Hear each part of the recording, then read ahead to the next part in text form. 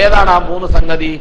അത്തീഉല്ലാഹ വ അത്തീഉർ റസൂൽ. ഒന്ന്, അത്തീഉല്ലാഹ, അള്ളാഹ്ക്ക് നിങ്ങൾ വഴിപ്പെടണം. വ അത്തീഉർ റസൂൽ, അള്ളാഹിന്റെ റസൂലിനും നിങ്ങൾ അനുസരിക്കണം, വഴിപ്പെടണം.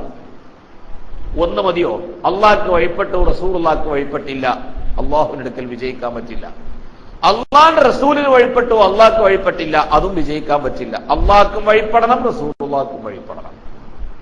അള്ളാഹ്ക്കും റസൂലിനും വഴിപ്പെടണം. ഇത് ഖുർആനിൽ എവിടെ പറഞ്ഞോ അവിടെയൊക്കെ ഇത് കൂട്ടിഘടിപ്പിച്ചേ പറഞ്ഞിട്ടുള്ളൂ. രണ്ടാമത്തത് അഖീമുസ് സ്വലാത്ത വ ആതുസ് സക്കാഹ്. ഇബ്നു അബ്ബാസ് തങ്ങൾ പറയുന്നു, ഖുർആനിൽ 36 തവണ സക്കാത്ത് കൊടുക്കാനുള്ള കൽപ്പന വന്നിട്ടുണ്ട്. പരിശുദ്ധ ഖുർആനിൽ 36 തവണ അല്ലാഹു തആല ആയത്തിലൂടെ കൽപ്പിച്ചിട്ടുണ്ട് സക്കാത്ത് കൊടുക്കണം. അതിൽ 30 തവണ ഇത് രണ്ടും കൂട്ടിഘടിപ്പിച്ചാ പറഞ്ഞത്. അഖീമുസ് സ്വലാത്ത വ ആതുസ് സക്കാത്ത, അത് നിസ്കാരത്തെ പറ്റി പറഞ്ഞിടത്ത് സക്കാത്ത് ഉപേക്ഷിച്ചതാ. ബാക്കി സക്കാത്ത് പറഞ്ഞിടത്തൊക്കെ നിസ്കാരം പറഞ്ഞിട്ടുണ്ട്. ഖുർആനിൽ എവിടെ സക്കാത്ത് പറഞ്ഞോ അവിടെ ഒക്കെ നിസ്കാരം പറഞ്ഞിട്ടുണ്ട്. അഖീമുസ് സ്വലാത്ത, നിസ്കാരം അതിന്റെ കൃത്യത പുലർത്തി നിലനിർത്തുക, ചിട്ടപ്രകാരം കൃത്യമായി ദായിമയായി എക്കാലത്തും ആ നിശ്ചയിച്ച ടൈം പാലിച്ചുകൊണ്ട് നിസ്കരിക്കുക. വ ആതുസ് സക്കാത്ത, സക്കാത്തും നിങ്ങൾ കൊടുത്തു വിട്ടുക. ഇത് പറഞ്ഞിടത്തൊക്കെ കൃത്യം കൂട്ടിഘടിപ്പിച്ചേ പറഞ്ഞിട്ടുള്ളൂ. എന്തിനാത്? നിസ്കരിക്കുന്നു ഒരു മനുഷ്യൻ, പക്ഷെ സക്കാത്ത് കൊടുക്കാൻ തയ്യാറല്ല. സമ്പത്ത് അവനുണ്ട്, അവൻ സക്കാത്ത് കൊടുക്കാൻ തയ്യാറല്ല. അല്ലെങ്കിൽ പണം എത്ര വേണമെങ്കിലും കൊടുത്തോളാം, പള്ളികൾക്ക് വരാൻ തയ്യാറല്ല, നിസ്കരിക്കാൻ തയ്യാറല്ല, പറ്റില്ല. നിസ്കരിക്കണം, സക്കാത്തും കൊടുക്കണം, സക്കാത്ത് കൊടുക്കണം, നിസ്കരിക്കണം. ഇത് രണ്ടും ഉണ്ടെങ്കിലേ വിജയിക്കും. രണ്ടിൽ നിന്ന് ഒന്നെടുത്തത് കൊണ്ട് മാത്രം വിജയിക്കില്ല എന്നതിനാണ് അല്ലാഹു സുബ്ഹാനഹു വ തആല ഖുർആനിൽ 36 തവണ പറഞ്ഞതിൽ ഇത് രണ്ടും കൂട്ടിഘടിപ്പിച്ചേ പറഞ്ഞിട്ടുണ്ട്. മൂന്നാമത്തത്, അപ്പൊ അത് രണ്ടിന്റെയും ഗൗരവം അറിയിക്കുകയാണ്. ഇബ്നു അബ്ബാസ് റളിയല്ലാഹു അൻഹു പറയുന്നു, മൂന്നാമത്തത് അല്ലാഹ്ക്ക് ഇബാദത്ത് എടുക്കണം, അവന് ശിർക്ക് ചെയ്യരുത്. വവസ്സൈറൽ ഇൻസാന പരിശുദ്ധ അല്ലാഹു സുബ്ഹാനഹു വ തആല പറഞ്ഞ പരസ്ഥലത്ത് ഡസൻ കണക്കിന് ആയത്തിലൂടെ അല്ലാഹു തആല പഠിപ്പിച്ചതിൽ അല്ലാഹ് പറയുന്നത്, അല്ലാഹ്ക്ക് നിങ്ങൾ ഇബാദത്ത് എടുക്കണം, അല്ലാ തുശ്രിക്കൂ, അല്ലാഹ്ക്ക് നിങ്ങൾ ശിർക്ക് ചെയ്യരുത് എന്ന് വസിയത്ത് ചെയ്യുന്നു, അള്ളാഹു ഉപദേശിക്കുന്നു എന്ന് പറഞ്ഞതിനോട് തൊട്ടുപുറമെ വബിൽ വാലിദൈനി ഇഹ്സാനാ. എവിടെ നിങ്ങൾ ഖുർആൻ പരിശോധിച്ചു നോക്കൂ, അള്ളാഹ്ക്ക് ഇബാദത്ത് എടുക്കുന്നതിനോട് കൂട്ടിഘടിപ്പിച്ചാണ് മാതാപിതാക്കളെ ഇഹ്സാൻ ചെയ്യാൻ പറയുന്നത്. അപ്പൊ ഒരാള് അള്ളാഹ്ക്ക് നല്ല ഇബാദത്താ, നല്ല തഖ്വയാണ്, ഒരു കറാഹത്തും ചെയ്യൂല, ഫുൾ ടൈം ഇബാദത്താണ്, പള്ളി തന്നെ, ദീനിന്റെ ഖിദ്മത്ത് തന്നെ, പക്ഷേ അവന്റെ മാതാപിതാക്കൾക്ക് അവൻ ഇഹ്സാൻ ചെയ്യുന്നില്ലെങ്കിൽ ഈ ചെയ്ത ഒരു ഇബാദത്ത് കൊണ്ടും പ്രയോജനമില്ല. മാതാപിതാക്കൾക്ക് നല്ല ഗുണമാണ്, അള്ളാഹ്ക്ക് ഇബാദത്ത് എടുക്കുന്നില്ല, ഒരു പ്രയോജനവുമില്ല. ഇത് രണ്ടും സമതുല്യമായി നിലനിൽക്കണം. അള്ളാഹ്ക്ക് ഇബാദത്ത് എടുക്കാൻ പറഞ്ഞ ഇബാദത്തുകളൊക്കെ പാലിക്കുന്നതിന്റെ കൂടെ തന്നെ മാതാപിതാക്കൾക്ക് അനുസരിക്കുകയും അവർക്ക് ഗുണം ചെയ്തു കൊടുക്കുകയും വേണം. ഇപ്പൊ മാതാപിതാക്കളോടുള്ള നമ്മുടെ കടപ്പാടിനെ പരിശുദ്ധ ഖുർആൻ നമുക്ക് പഠിപ്പിച്ചു തരുന്നത്, ഒരു സൃഷ്ടിക്ക് ഏറ്റവും കടമ അള്ളാഹുവിനോടാണെങ്കിൽ അതിന്റെ തുലാസിന്റെ മറ്റൊരു തട്ടിൽ തന്നെ ആ സൃഷ്ടിക്കുള്ള കടമ അവന്റെ വാപ്പാനോടും മാരോടുമാണ്. അള്ളാഹിനോട് എങ്ങനെ കടമയും കടപ്പാടും വെച്ചോ അതേ ആയത്തുകളിലൂടെ തന്നെ അള്ളാഹ് പഠിപ്പിക്കുന്നു. ഇതേ രൂപത്തിൽ തന്നെ മാതാപിതാക്കളോടും നിങ്ങൾ കാണണം. അപ്പോൾ തന്നെ ആ ബന്ധത്തിന്റെ ഗൗരവം എത്രയാണ് എന്ന് ഈ ആയത്തുകളിലൂടെ നമുക്ക് മനസ്സിലാക്കാമല്ലോ. ഒരു സൃഷ്ടിക്ക് മാതാപിതാക്കളോടുള്ള, ഒരു മക്കൾക്ക് മാതാപിതാക്കളോടുള്ള കടമ എത്ര വലുതാണോ അതേ രൂപത്തിൽ തന്നെ അള്ളാഹുവിനോടും, അള്ളാഹുവിനോടുള്ള കടമ എത്ര രൂപത്തിലാണോ അതേമാതിരി തന്നെ മാതാപിതാക്കളോടും. എന്ന് പറഞ്ഞാൽ അള്ളാഹുവിനെ അള്ളാഹുവായി കാണുന്നു, മാതാപിതാക്കളെ റബ്ബിന്റെ സൃഷ്ടികളായി കാണുന്നു എന്ന വ്യത്യാസം ഒഴിച്ചാൽ കടപ്പാടിന്റെ കാര്യത്തിൽ വളരെ ഗൗരവമാണ് രണ്ടു കൂട്ടരും, അള്ളാഹുവും മാതാപിതാക്കളും. അങ്ങനത്തെ ഒരു ബന്ധം പടച്ചോ വേറെ പഠിപ്പിച്ചു തന്നിട്ടില്ല. നിങ്ങൾ പ്രിയപ്പെട്ട മുഅ്മിനീങ്ങൾ ചിന്തിക്കണം. മാതാപിതാക്കൾക്ക് ഖുർആൻ പറഞ്ഞത് എന്താ? വബിൽ വാലിദൈനി, മാതാപിതാക്കളെ കൊണ്ട് ഇഹ്സാനൻ, നിങ്ങൾ ഇഹ്സാൻ ചെയ്യണം. അല്ലാഹു കൽപ്പിച്ചു. വഖളാ റബ്ബുക വവസൈന, അല്ലാഹു തആല വസിയത്ത് ചെയ്തു. വഇദ് ഖാല ലുഖ്മാനു ലിബ്നിഹി വഹുവ യഇദുഹു, ലുഖ്മാനുൽ ഹകീം ദാവൂദ് നബി അലൈഹിസ്സലാമിന്റെ തത്വജ്ഞാനിയായ പണ്ഡിതനാണെന്ന് ഇന്നലെ നമ്മൾ പറഞ്ഞുപോയി. എല്ലാ നബിമാർക്കും ഒരു തത്വജ്ഞാനിയായ ഹിക്മത്തുടയ പണ്ഡിതനുണ്ട്. ദാവൂദ് നബി അലി ഇസ്ലാമിന്റെ ഹിക്മത്തുടയ പണ്ഡിതനാണ് ലുഖ്മാനുൽ ഹക്കീം. നബി ആണോ അല്ലേ അഭിപ്രായ വ്യത്യാസമുണ്ടെങ്കിലും ബഹുമാനപ്പെട്ട ലുഖ്മാനുൽ ഹക്കീം തന്റെ മകനെ ഉപദേശിച്ച ഉപദേശം സൂറത്തുൽ ലുഖ്മാൻ എന്ന പേരിൽ ഒരു സൂറത്ത് തന്നെ ഖുർആനിൽ അല്ലാഹു തആല കൽപ്പിച്ചു. എത്രയാണ് ലുഖ്മാനുൽ ഹക്കീം തന്റെ മകനെ ഉപദേശിച്ചത്? ഈ നെല്ല് അളക്കുന്ന പറ ഉണ്ടല്ലോ, പറ, വയസ്സന്മാർക്കൊക്കെ അത് വേഗം മനസ്സിലാവും. നെല്ല് അളക്കുന്ന പഴയ കാലത്തുള്ള ഒരു അളവ് പാത്രമാണ് പറ. 2 പറ കടകമണി നിറയെ, 2 പറ നിറയെ കടകമണി ഇട്ടാൽ ഒരു പറയിൽ 2 പറയിൽ എത്ര കടകമണി കൊള്ളും? 2 ചാക്ക് എന്ന് പറയാ. ഇന്നത്തെ കുട്ടികൾക്ക് മനസ്സിലാകാനുള്ള ഒരു മാർഗത്തിൽ 2 ചാക്ക് കടക്, 2 ചാക്ക് നിറയെ കടക് വെച്ചാൽ അതിൽ എത്ര കടകമണി ഉണ്ടാകും? അത്രയും വഅദ് പറഞ്ഞു തന്റെ മകനോട്. മകൻ നന്നായിരാന്ന ലുഖ്മാനുൽ ഹക്കീം ഒരിക്കൽ പറഞ്ഞ വഅദല്ല. ഈ 2 ചാക്ക് കടകമണിയിൽ എത്ര കടകമണി ഉണ്ടാകും? അത്രയും വഅദ് പറഞ്ഞു. എന്നിട്ട് ആ മോൻ നന്നായിരാന്ന. ഞാൻ പറഞ്ഞല്ലോ, ആലുല്ലിയാലിൻ തഹ്തഹു ലാ യംബുതു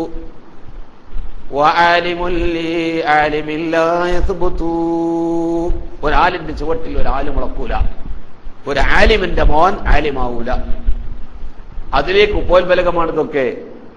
ഇബ്രാഹിം നബി അലി ഇസ്ലാമിന്റെ പിതാവ് ഏതാവട്ടെ, വിഷയം വ്യതിചലിച്ചു പോകും, ഞാൻ ഭയക്കുന്നു. ലുഖ്മാനുൽ ഹക്കീം എന്ന ഒരു മകനെ ഉപദേശിച്ച ഉപദേശങ്ങളിൽ സുപ്രധാനമായ ചില ഉപദേശങ്ങൾ ഖുർആനിന്റെ ആയത്തിലൂടെ രസ്സായി അല്ലാഹു പഠിപ്പിച്ചതിൽ ഏറ്റവും പ്രധാനപ്പെട്ടതാണ്, മോനെ നീ ശിർക്ക് ചെയ്യരുത്, അള്ളാഹുക്ക് പങ്കാളികളെ സ്ഥാപിക്കരുത്. അള്ളാഹു ഒരു പണി ചെയ്യുന്നുണ്ട് എന്ന് വിചാരിച്ചിട്ട് അതേ പണി വേറൊരാൾ ചെയ്താൽ ശിർക്കാവൂല, ചെയ്യുന്നുണ്ട് എന്ന് വിചാരിച്ചിട്ടും ശിർക്കാവൂല. അള്ളാഹു തആലക്ക് ശിർക്ക് ചെയ്യാന്ന് പറഞ്ഞാൽ എന്താ? അള്ളാഹു ഏകനാണ്, അള്ളാഹു ഒന്നേ ഉള്ളൂ. ഞാൻ എത്രണ്ണുണ്ട്? ഞാനും ഒന്നേ ഉള്ളൂ. നിങ്ങളൊക്കെ എത്രണ്ണുണ്ട്? നിങ്ങളൊക്കെ ഓരോന്നേ ഉള്ളൂ. അള്ളാഹു ഒരുവനാണ്, നമ്മളും ഒരുവനാണ്. അള്ളാഹു ഉണ്ട്, ഞാനും ഉണ്ട്. അള്ള കേൾക്കുന്നു, ഞാനും കേൾക്കുന്നു. അള്ള സംസാരിക്കുന്നു, ഞാനും സംസാരിക്കും. അള്ള കാണുന്നു, ഞാനും കാണും. ഇതൊക്കെ ഇപ്പൊ അള്ളാഹ്ക്ക് പങ്കാളികളെ ചേർക്കലാവൂലേ? അങ്ങനെയല്ല, അതല്ല പറഞ്ഞതിനർത്ഥം. ഏതർത്ഥത്തിൽ പങ്കാളികളെ ചേർക്കണം? അള്ളാഹുവിന് കേൾവിയുണ്ട്, അള്ള ഉണ്ട്, നമ്മളെ ഉണ്ട്. നമ്മളെ ഉണ്ടാകലും അള്ളാഹിനെ ഉണ്ടാകലും അദമുല്ലി അവ്വലിഹി അദമുല്ലി ആഖിരിഹി വജൂദുഹു ബൈന അദ്മൈനി കമുന്നദിമി. നമ്മളുണ്ടാകലും അള്ളാഹിനുണ്ടാകലും വ്യത്യാസമില്ലേ? അള്ളാഹുവിന്റെ ഉണ്ടാകൽ ഒരു കാലത്ത് അള്ളാഹു തആല ഇല്ലാതെയായി ഉണ്ടായതാണോ? നമ്മളൊക്കെ അങ്ങനെയല്ലേ? ഒരു കാലത്ത് ഇല്ലാതെയായിരുന്നു. പിന്നെ അള്ളാഹു തആല നമ്മുടെ റൂഹിനെ സൃഷ്ടിച്ചു. റൂഹും ശരീരവും കൂടിയതാ നമ്മള്. ഇതിൽ നിന്ന് ഈ ശരീരം നശിച്ചു പോകും, റൂഹ് നശിക്കൂല. റൂഹിനെ അള്ള സൃഷ്ടിച്ചോ? സൃഷ്ടിച്ച റൂഹ് അള്ള എത്ര കാലുണ്ടോ അത്രയും കാലം ഉണ്ടാവും. ഏതൊരുത്തന്റെ റൂഹിന് നശിപ്പില്ല എന്നാ, ജസദിനെ നശിപ്പുള്ളൂ. മനുഷ്യന്റെ ശരീരം നശിച്ചു പോകും. ഖബറിൽ കൊണ്ടുപോയി വെച്ചാൽ നുരുമ്പി എണ്ണം ദ്രവിച്ച് ഒരു ചെറിയ വാൽക്കുറ്റി ഒഴിച്ച് ബാക്കി മുഴുവനും മണ്ണോട് ചേർന്ന് വഹിയ റമീം, അത് നുരുമ്പിപ്പോവും. പ്രത്യേകക്കാരായ ചില ആളുകളുടേത് അതിൽ നിന്ന് വ്യത്യസ്തമാണ്, അത് ഇതിൽപ്പെട്ടതല്ല. പൊതു സാധാരണ മര്യാദ അനുസരിച്ച് ദ്രവിച്ച് നശിച്ചു പോകും. അള്ളാഹു തആല നശിക്കോ? ഇല്ല. അപ്പൊ അള്ളാഹിന്റെ ഉണ്ടാകലും നമ്മളെ ഉണ്ടാകലും വ്യത്യാസമില്ലേ? അള്ളാഹു തആല കാണും, നമ്മൾ കാണും. അള്ളാഹു തആലക്ക് കാണുന്ന അള്ള കാണുന്നത് പോലെയാണോ നമ്മുടെ കാണൽ? നമ്മുടെ കാഴ്ച ശക്തി അള്ള തന്നിട്ട് കാണുകയാണ്. റബ്ബ് വേണ്ടാന്ന് പിൻവലിച്ചാൽ അതില്ലാതാവും. വയസ്സന്മാരാകുന്ന സമയത്ത് ആ കാഴ്ചയുടെ ഭംഗി നഷ്ടപ്പെട്ടു പോകും. കുറച്ചു കാലം കഴിയുമ്പോൾ തിമിരം ബാധിച്ചിട്ടോ കണ്ണുപൊട്ടരായിട്ടോ തീരെ കാഴ്ച ഇല്ലാതാവും. അള്ളാഹ്ക്ക് അങ്ങനെ വരുമോ? അപ്പൊ അള്ളാഹിന്റെ കാണലും നമ്മളെ കാണലും വ്യത്യാസമായില്ലേ? അപ്പൊ അള്ളാഹു തആല കേൾക്കും. ഇവിടുന്നാണ് വിളിച്ചാൽ അള്ളാഹു കേൾക്കും, ഇവിടുന്ന് വിളിച്ചാൽ മുഹ്യിദ്ദീൻ ശൈഖ് കേൾക്കും, ഇവിടുന്ന് വിളിച്ചാൽ മക്കത്ത് റസൂലുള്ളാഹി സ്വല്ലല്ലാഹു അലൈഹി വസല്ലം കേൾക്കും എന്ന് പറഞ്ഞാൽ അള്ളാഹ് കേൾക്കും, നമ്മൾ കേൾക്കും എന്ന് വെച്ചത് കൊണ്ട് അവിടെ ശിർക്ക് വരുന്നില്ല. എന്താണ്? അള്ളാഹുവിന്റെ കേൾവി ആരും കൊടുത്തതല്ല, സൃഷ്ടികളുടെ കേൾവി അള്ള കൊടുത്തിട്ടുണ്ടാകുന്ന കേൾവിയാണ്. അത് റസൂലുള്ളാഹിക്ക് വരെയാണെങ്കിൽ അള്ള പിൻവലിച്ചാൽ ഇല്ലാതാവും. നമ്മളെ തൗഹീദാ കറക്റ്റ്. ഏറ്റവും കൂടുതൽ നമ്മൾ ബഹുമാനിക്കുന്ന അഷ്റഫുൽ ഖൽഖ് സല്ലല്ലാഹു അലൈഹി വസല്ലം തങ്ങൾ തരെ ഒരു കയ്യിന്റെ വിരലിങ്ങനെ പനക്കണമെന്നുണ്ടെങ്കിൽ അള്ള അപ്പ കഴിവ് കൊടുത്തിട്ട് വേണം. അല്ലാതെ റസൂലുള്ളാഹിക്ക് ഒരാൾക്കാൻ കഴിയില്ല. കഴിയൊന്ന് വിളിച്ചാ തനി പച്ച വെള്ളം ചേർക്കാത്ത മുശ്രിക്കാവും, കടുത്ത മുശ്രിക്കായി മാറും. അങ്ങനെ അള്ളാഹു റസൂലിന്റെ കഴിവുണ്ട് എന്ന് വിശ്വസിച്ചാൽ അപ്പൊ നമ്മളെ തൗഹീദ കറക്റ്റ് തൗഹീദ്, ലാ തുശ്രിക് ബിഹി ശൈആ, അല്ലാഹുവോടൊരു വസ്തുവിനെയും നീ പങ്കു ചേർക്കരുത്, ശിർക്ക് ചെയ്യരുത്. എന്താ ശിർക്ക് ചെയ്യാ? അള്ളാഹുവിന് സമന്മാരെ ഇബാദത്തിന് അർഹതപ്പെട്ടവൻ അള്ളാഹു അല്ലാതെ വേറെ ആളുണ്ട്. നമ്മൾ ചെറുപ്പം മുതൽക്കേ പഠിച്ചത് ഇബാദത്തിന് അർഹതപ്പെട്ടവൻ അള്ളാഹ് മാത്രമാണ്. ഈ പഠിച്ചത് എത്ര സൂക്ഷ്മമായിട്ടാണ് നമ്മളെ ഉസ്താദന്മാർ നമ്മളെ പഠിപ്പിച്ചത് അറിയോ? നമ്മളെ തൗഹീദ് പഠിപ്പിക്കാൻ വേണ്ടിയിട്ട് നമ്മളെ ഉസ്താദന്മാർ നമ്മളെ പഠിപ്പിച്ചത് എത്ര സൂക്ഷ്മമായിട്ടാ. മദ്രസയിലെ പാഠപുസ്തകത്തിൽ എന്താ എഴുതിയത്? അശ്ഹദു അല്ലാ ഇലാഹ ഇല്ലല്ലാഹു, ഇബാദത്തിന് അർഹതപ്പെട്ടവൻ അല്ലാഹു അല്ലാതെ മറ്റാരുമില്ലെന്ന് ഞാൻ മനസ്സിൽ ഉറപ്പിച്ച് നാവുകൊണ്ട് വെളിവാക്കി പറയുന്നു. ഇബാദത്തിന് അർഹതപ്പെട്ടവൻ അല്ലാഹു അല്ലാതെ ഇല്ല. അപ്പൊ ഒരു ചങ്ങാതി ഒരു ബിംബത്തിന്റെ മുമ്പിൽ പോയിട്ട് സുജൂദ് ചെയ്താൽ അയാൾ മുശ്രിക്കാണോ? സുജൂദ് ചെയ്തു എന്നതുകൊണ്ട് മുശ്രിക്കാകൂല. പിന്നെ സുജൂദിന് ചെയ്യാൻ ഈ ബിംബം അർഹനാണെന്ന് വിശ്വസിച്ചാലേ മുശ്രിക്കാവുള്ളൂ. ഇത് നമ്മളെ ചെറുപ്പത്തിൽ പഠിപ്പിച്ചതല്ലേ? ഇബാദത്തിന് അർഹതപ്പെട്ടവൻ അല്ലാഹു അല്ലാതെ മറ്റാരുമില്ല. പക്ഷെ ഈ ചെയ്ത പണി ഹറാമാണ്. കാഫിറും ശിർക്കും രണ്ടാ, കുഫറും ശിർക്കും രണ്ടാ. ബിംബത്തിന്റെ മുമ്പിൽ സുജൂദ് ചെയ്താൽ കാഫിറാവുകയും ചെയ്യും, അത് വേറെ വിഷയമായിരിക്കും, മുശ്രിക്കാവൂല. ശിർക്കല്ല. ഇന്ന ശിർക്കൽ ദുൽമുൻ അദീം. ഇവിടെ ശിർക്ക് വരും. ശിർക്ക് വരണമെങ്കിൽ എന്ത് വേണം? ഇബാദത്തിന് അർഹതപ്പെട്ടതാണ് എന്ന് വിശ്വസിക്കണം. നമ്മളാ തൗഹീദ് പഠിപ്പിച്ചത് എത്ര കറക്റ്റായിട്ട് ജാമ്യവും മാനിയ ചേരേണ്ടതൊക്കെ ചേർന്നിട്ട് കടക്കാൻ പാടില്ലാത്തതൊക്കെ തടുത്തു നിർത്തിയിട്ട് സമ്പൂർണമായ ഒരു തൗഹീദിന്റെ നിർവചനമാണ് ചെറുപ്പം മുതൽ നമ്മളെ മദ്രസയിലെ കുട്ടികൾക്ക് നമ്മൾ പഠിപ്പിച്ചു കൊടുക്കുന്നത്. അതുകൊണ്ട് ഇനി നമ്മളൊരു മൗലൂദൂദി വിചാരിച്ചിട്ടാണ് മുശ്രിക്കാവൊന്നുമില്ല. ഒരു കുത്തുബിയത്താർ നടത്തിയിട്ട് മുശ്രിക്ക് ചെറുപ്പം മുതൽ കൽബിൽ ഊട്ടി ഉറപ്പിച്ച തൗഹീദ് ഇങ്ങോട്ട് അടിച്ചു വിട്ടിട്ടാ നമ്മളാണ് പുറത്തേക്ക് വിട്ടുകണത്.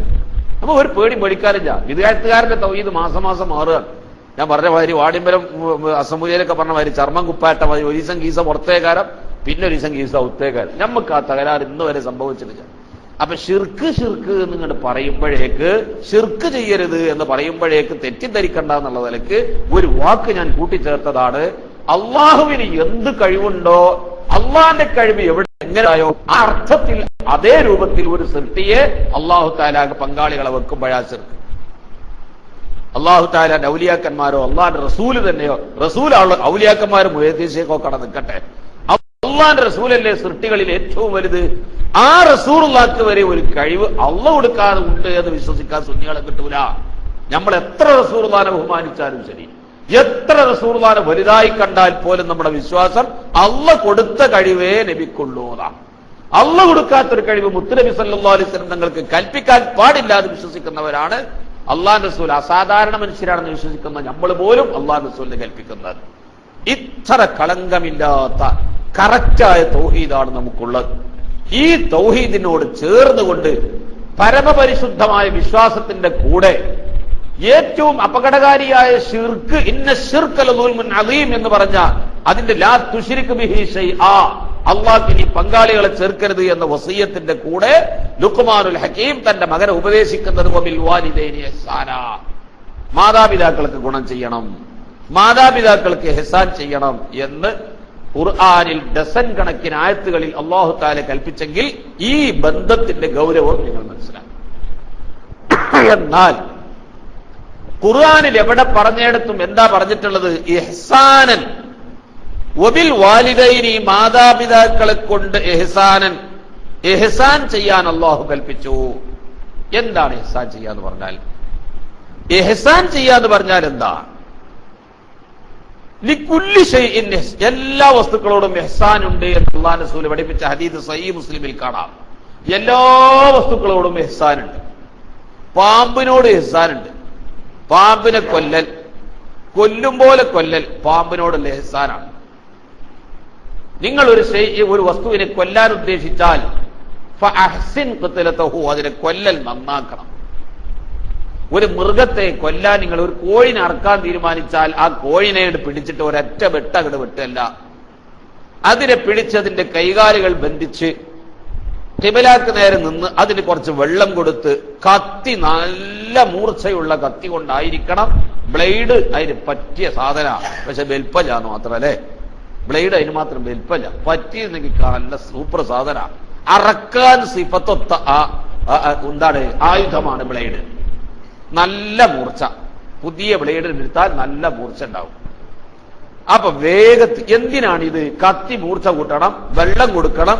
അറവ് നടത്തി കഴിഞ്ഞാൽ ആ കോഴിക്ക് ശരിക്കൊന്ന് സ്വസ്ഥമായിട്ടൊന്ന് പെടഞ്ഞ് മരിക്കാനുള്ള, അതിനിട്ട് ദുരിതം കാട്ടി മരിപ്പിക്കൽ. മരിക്കുകയാണല്ലോ, ചാവല്ലേ, അത് തന്നെ ഒരു റാഹത്തുള്ള ചാവലായിക്കോട്ടെ. കണ്ടാൽ തന്നെ നമ്മൾക്ക് മിനിഞ്ഞാന്ന് ഞാനിപ്പോ ഒരു കോഴിനെ വാങ്ങിയ കോഴി വാങ്ങുന്ന സ്ഥലത്ത് ഞാൻ നിന്നപ്പോ ഒരു മനുഷ്യൻ ചെയ്ത പണി തരാം. അതിനെ അറുത്തിട്ട് ഒരൊറ്റ ഏറ്. അല്ലോ, ഇതാണ് അറവിനോട് നിങ്ങൾ കരുണ ചെയ്യണം എന്ന് പറഞ്ഞു. സംഗതി കോയിന് അർത്ഥതാ, അത് ജീവൻ പോവാ. ആ വസ്തുവിനോട് ഒരു കരുണ കാണിക്കട്ടെ. കോഴിക്കട നടത്തുന്ന ചില ആളുകള് കോയിനെ അറുത്തിട്ട് അതിട്ട് തട്ടിപ്പെടയാതിരിക്കാൻ വേണ്ടിയിട്ട് എന്ത് ചെയ്യുന്നറിയോ? ഒരു ചെറിയ ഒരു പാത്രം ഉണ്ടാക്കി അതിന്റെ ഉള്ളിലേക്കാണ് വെക്കി ചോരങ്ങനെ വാർന്നു പോകാൻ വേണ്ടി ഒരു പൈപ്പ് അപ്പുറത്തേക്ക് വെച്ചിട്ടുണ്ടാവും. പല കോഴിക്കടയിലും ചെന്നാൽ കാണാം. ആ കോഴിക്ക് പെടയാൻ സമ്മതം കൊടുക്കണേ. അല്ലെങ്കിൽ തന്നെ ഈ അറവ് പണി വലിയ കൊണാള പണിയൊന്നുമല്ല. അതൊരു ജോലിയായി സ്വീകരിക്കാൻ പറ്റിയതല്ല നസ്രായിന്റെ കാഴ്ചപ്പാട്. ഒരു ജോലിയായി സ്വീകരിക്കാൻ പറ്റിയതല്ല, കൊല്ലല്ലേ. ഹലാലാണെങ്കിലും അള്ളാന്റെ റസൂൽ എന്ത് ചെയ്തിട്ടില്ല? പണി ചെയ്തിട്ടില്ല. അള്ളാന്റെ റസൂൽ അപൂർവം ഏതോ ഒരു ഘട്ടത്തിൽ ഒരു ഉളഹിയത്തിന്റെ അറവല്ലാത്ത ഒരു അറവ് അള്ളാഹുവിന്റെ റസൂൽ റഹമത്തിന്റെ കൈകൊണ്ട് മുത്തുനബി എന്ത് ചെയ്തിട്ടില്ല? ഒരു സംഗതി അള്ളാഹു ഹലാലാക്കിയതാണ്. ഹലാലാക്കിയ പണിയാണ്. നമുക്ക് എപ്പോഴെങ്കിലുമൊക്കെ ഒന്ന് തിന്നണമെന്നുണ്ടെങ്കിൽ അറുക്കുകയും വേണം. പക്ഷെ ഒരു സ്ഥിരം തൊഴിലാക്കാൻ പറ്റിയതല്ല ഇത്. ആക്കിയാൽ ഉണ്ടാകുന്ന സ്വഭാവത ഇപ്പൊ തന്നെ മനസ്സിലായില്ലേ? കരുണ ഹൃദയത്തിൽ നിന്നാണ് പോവാണ്. ഈ ജീവിക്ക് മര്യാദക്കൊന്ന് പെടയാനുള്ള അവസരം കൊടുക്കണം. ഒന്ന് തട്ടിപ്പെടഞ്ഞിട്ട് റാഹത്തായിട്ട് ചാവട്ടെ. അതുകൊണ്ട് കൊല്ലാൻ ഉദ്ദേശിച്ചാൽ നിങ്ങൾ ആ മൃഗത്തോട് ഇഹ്സാൻ ചെയ്യണം എന്ന് അല്ലാഹുവിന്റെ റസൂൽ കൽപ്പിച്ചു. കണ്ടോ നിങ്ങൾ, അവിടെ ഇഹ്സാൻ ചെയ്യണം. കയ്യും കാലും കെട്ടിട്ട പാട് ജീവൻ പോവോളം കടത്തരുത്. അറവ് കഴിഞ്ഞോ കെട്ട് പെട്ടെന്ന് നയിക്കണം. കയ്യും കാലിന്റെ കെട്ട് പെട്ടെന്ന് നയിക്കണം. ചാവാൻ സമ്മതം കൊടുക്കുക, റാഹത്തായിട്ട് പെടയാൻ. പാമ്പിനെ കൊല്ലുകയാണെങ്കിൽ പാമ്പിനെ കൊല്ലൽ സുന്നത്താണ്. ഇന്ത്യ രാജ്യത്ത് ഇത് പ്രസംഗിച്ചാൽ പിടിച്ച് ജയിലിലിടുവോ അല്ലാഹു അഅലം. കാരണം എന്താ? പാമ്പിനും വലിയ വില ഉണ്ടല്ലോ, മനുഷ്യനല്ലേ വില ചാത്തുള്ളൂ. പാമ്പിനെ കൊല്ലാൻ പാടില്ലല്ലോ. ഒരു പെരുമ്പാമ്പിനെ കിട്ടിയ കാട്ടിൽ കൊണ്ടുപോയി വിടണം. അതിന്റെ കൂട്ടക്ക് പൊയ്ക്കോ എന്ന് പറഞ്ഞാണ് അതിനാണ് വിടണം. ഒരു രാജവമ്പാലനെ എവിടുന്നേയും കിട്ടിയിട്ടുണ്ടെങ്കിൽ പോലീസുകാരെ കയ്യിനോടത്തോളം എല്ലാവരും വിളിച്ചിരങ്ങീന്ന് പ്രാർത്ഥിക്കും. പോലീസുകാരനെ വിളിച്ചാൽ പോലീസ് വന്നാ വരാൻ തന്നെ മടിയാ. വന്നാലോ ഈ പാമ്പിനെ കൊണ്ട് ഓഞ്ഞി നിർത്താൻ കാട്ടുക. തച്ചെല്ലാൻ പറ്റുമോ? എടാ, മനുഷ്യന്മാർക്ക് ദ്രോഹം ചെയ്യുന്ന ഈ വസ്തുവിനെ കൊല്ലണം. മനുഷ്യന്മാർക്ക് ദ്രോഹം ചെയ്യുന്ന വസ്തുക്കളൊക്കെ കൊല്ലാന്നാ. കൊതുകിനെ കൊല്ലാൻ പറ്റും. ഇപ്പൊ ആരോ ഒരാൾ ഇപ്പൊ ഇവിടെ ചോദിച്ചല്ലോ, ഈ കൊതുകിനെ കൊല്ലണ മോസ്കിറ്റോ കില്ലർ ബാറ്റില്ലേ, ആ കരണ്ടിനെ പിടിപ്പിച്ചിട്ട് അതുകൊണ്ട് കൊല്ലാൻ പറ്റുമോ? കൊല്ലൽ ജായിസാണ്. തൊഹഫയിൽ കാണാം. മോസ്കിറ്റോ കില്ലർ ബാറ്റ് എന്നായി കാണൂല കേട്ടോ. അത് തിരഞ്ഞു നോക്കിയിട്ട് അത് നമ്മളുണ്ടാക്കണ പദാണ്. ഈ കൊതുകിനെ കൊല്ലാൻ വേണ്ടി ഉപയോഗിക്കുന്ന കരണ്ട് ഉപയോഗിച്ചിട്ട് കൊതുകിനെ കരിച്ചു കളയാൻ പറ്റുമോ എന്നത് തൊഹഫയിൽ ചർച്ച. ജന്തുക്കളെ കൊല്ലൽ അനുവദനീയമായ ജന്തുക്കളേതൊക്കെ, അവകളെ കരിക്കാൻ പറ്റുമോ എന്നുള്ളയിടത്ത് ഒരു ചർച്ചന്റെ. കൊതുകിനെ കരിക്കുന്നത് ജായിസാണ്. കൊതുകിനെ കരിക്കൽ ജായിസാന്ന് വന്നപ്പോ ഞമ്മക്ക് എന്ത് കിട്ടി? മോസ്കിറ്റോ കില്ലർ ബാറ്റ് ഉപയോഗിക്കൽ കുഴപ്പമില്ല, കൊതുകിനെ കൊല്ലണ ബാറ്റ് ഉപയോഗിക്കുന്നതിന് കുഴപ്പമില്ല എന്ന് മനസ്സിലായി അല്ലേ? അങ്ങനെയാണ് നമ്മൾ കണ്ടെത്തിയത്. മോസ്കിറ്റോ കില്ലർ ബാറ്റ് ഉപയോഗിക്കാം. അപ്പൊ നിങ്ങൾ കരുണ ചെയ്യണമെന്ന് പറഞ്ഞപ്പോ ഞാനത് റെഡിയിൽ അങ്ങ് പറഞ്ഞു. അതിപ്പോ വ്യാപകമായ ഒരു വസ്തുവല്ലേ. അപ്പൊ ചില ഈ ചൈന മാർക്കറ്റ് നടത്തുന്ന ആൾക്കാർക്ക് ഉണ്ടാവും ഇത് കൊല്ലാൻ പാടില്ലെങ്കിൽ ഈ സാധനം വിൽക്കാൻ പാടുണ്ടോ. ഇപ്പൊ മറുപടി ആയില്ലേ? സമാധാനമായില്ലേ? ചായക്കാശ് എന്നാ മതി. സമാധാനമായില്ലേ? ഇപ്പൊ മോസ്കിറ്റോ കില്ലർ ബാറ്റ് വിൽക്കാലോ അല്ലേ? അത് വിൽക്കാം, ഒരു കുഴപ്പമില്ല. അത് വിൽക്കാം, അത് ഉപയോഗിക്കാം, ശറയിൽ തെറ്റല്ല. അപ്പൊ കൊല്ലൽ സുന്നത്തായ വസ്തുക്കളിൽ പെട്ടതാ പാമ്പ്. പാമ്പിനെ കൊല്ലൽ സുന്നത്താ. കൊന്നാൽ അള്ളാന്റെ അടുത്ത് കൂലിട്ടു. ഒരു പാമ്പ് മനുഷ്യന്മാർക്ക് ദ്രോഹം. എടാ, പാമ്പിനാണോ, പാമ്പിന്റെ ജീവനാണോ വില? ഈ മനുഷ്യനാണോ വില? മനുഷ്യ ജീവനാണോ വില? ഒരു രാജവമ്പാലനെ കിട്ടിയിട്ട് ആ രാജവമ്പാലിനെ കൊല്ലാൻ പാടില്ല, അതിനെ കാട്ടുക്ക് വിടണം എന്ന് പറഞ്ഞാൽ ആ രാജവമ്പാലെ കടിച്ചിട്ട് ഒരു മനുഷ്യനാണ് മരിച്ചാലും വേണ്ടിയില്ല അല്ലേ? എന്താ ബൽഹും അവല്ലു, മനുഷ്യ മൃഗത്തെക്കാൾ അധപ്പതിച്ചു പോയോ? അല്ലാഹു ഖുർആനിൽ പറഞ്ഞതിന്റെ അർത്ഥമാണോ ഈ കാണുന്നതൊക്കെ? ഒരു പൂച്ചയെ കൊല്ലാൻ പാടില്ല, ഒരു കോയിനെ കൊല്ലാൻ പാടില്ല, ഒരു ആടിനെ കൊല്ലാൻ പാടില്ല, മൃഗത്തെ കൊല്ലാൻ. കാട്ടിൽ നിന്ന് ഇറങ്ങിയ പുലിയെപ്പോലും ഈ രാജ്യത്തെ കിടുകിടാവിറപ്പിച്ച തീയെ വെച്ച് കൊന്ന ഒരു ഘാതകനെ കൊല്ലാൻ പാടുണ്ടോ? ഇല്ലേ, തൂക്കി കൊല്ലാമോ കൊല്ലാൻ പാടില്ലേ, വിധി പുനഃപരിശോധിക്കണോ പരിശോധിക്കണ്ടേ, ഖൗലാനി മഅറൂഫാനി, അതിൽ വലിയ അഭിപ്രായ വ്യത്യാസം നടക്കുകയാണ്. അപ്പൊ ഒരു മനുഷ്യന്റെ വരെ ഒരു പുലിയെ ഒരാൾ കൊന്നാൽ ആജീവനാന്തം ജയിലാന്നാ ഇന്ത്യൻ ഭരണഘടന വിഭാവനം ചെയ്യുന്നത്. ഒരു പട്ടിയെ ഒരാൾ കൊന്ന ആജീവനാന്തം ജയിലാന്നാ ഇന്ത്യൻ ഭരണഘടന വിഭാവനം ചെയ്യുന്നത്. ഒരു മനുഷ്യനെ കൊന്നാൽ ആജീവനാന്തം ജയിൽ ഇന്ത്യൻ ഭരണഘടന പറഞ്ഞിട്ടില്ല. അപ്പൊ കണ്ടോ അല്ലാഹ് പറഞ്ഞത്, ഉലൈക കൽ അൻആമി ബൽ ഹും അദല്ലു, മനുഷ്യത്വം നശിച്ച മൃഗതുല്യരോ, മൃഗത്തെക്കാൾ അതപ്പതിച്ചവരവർ.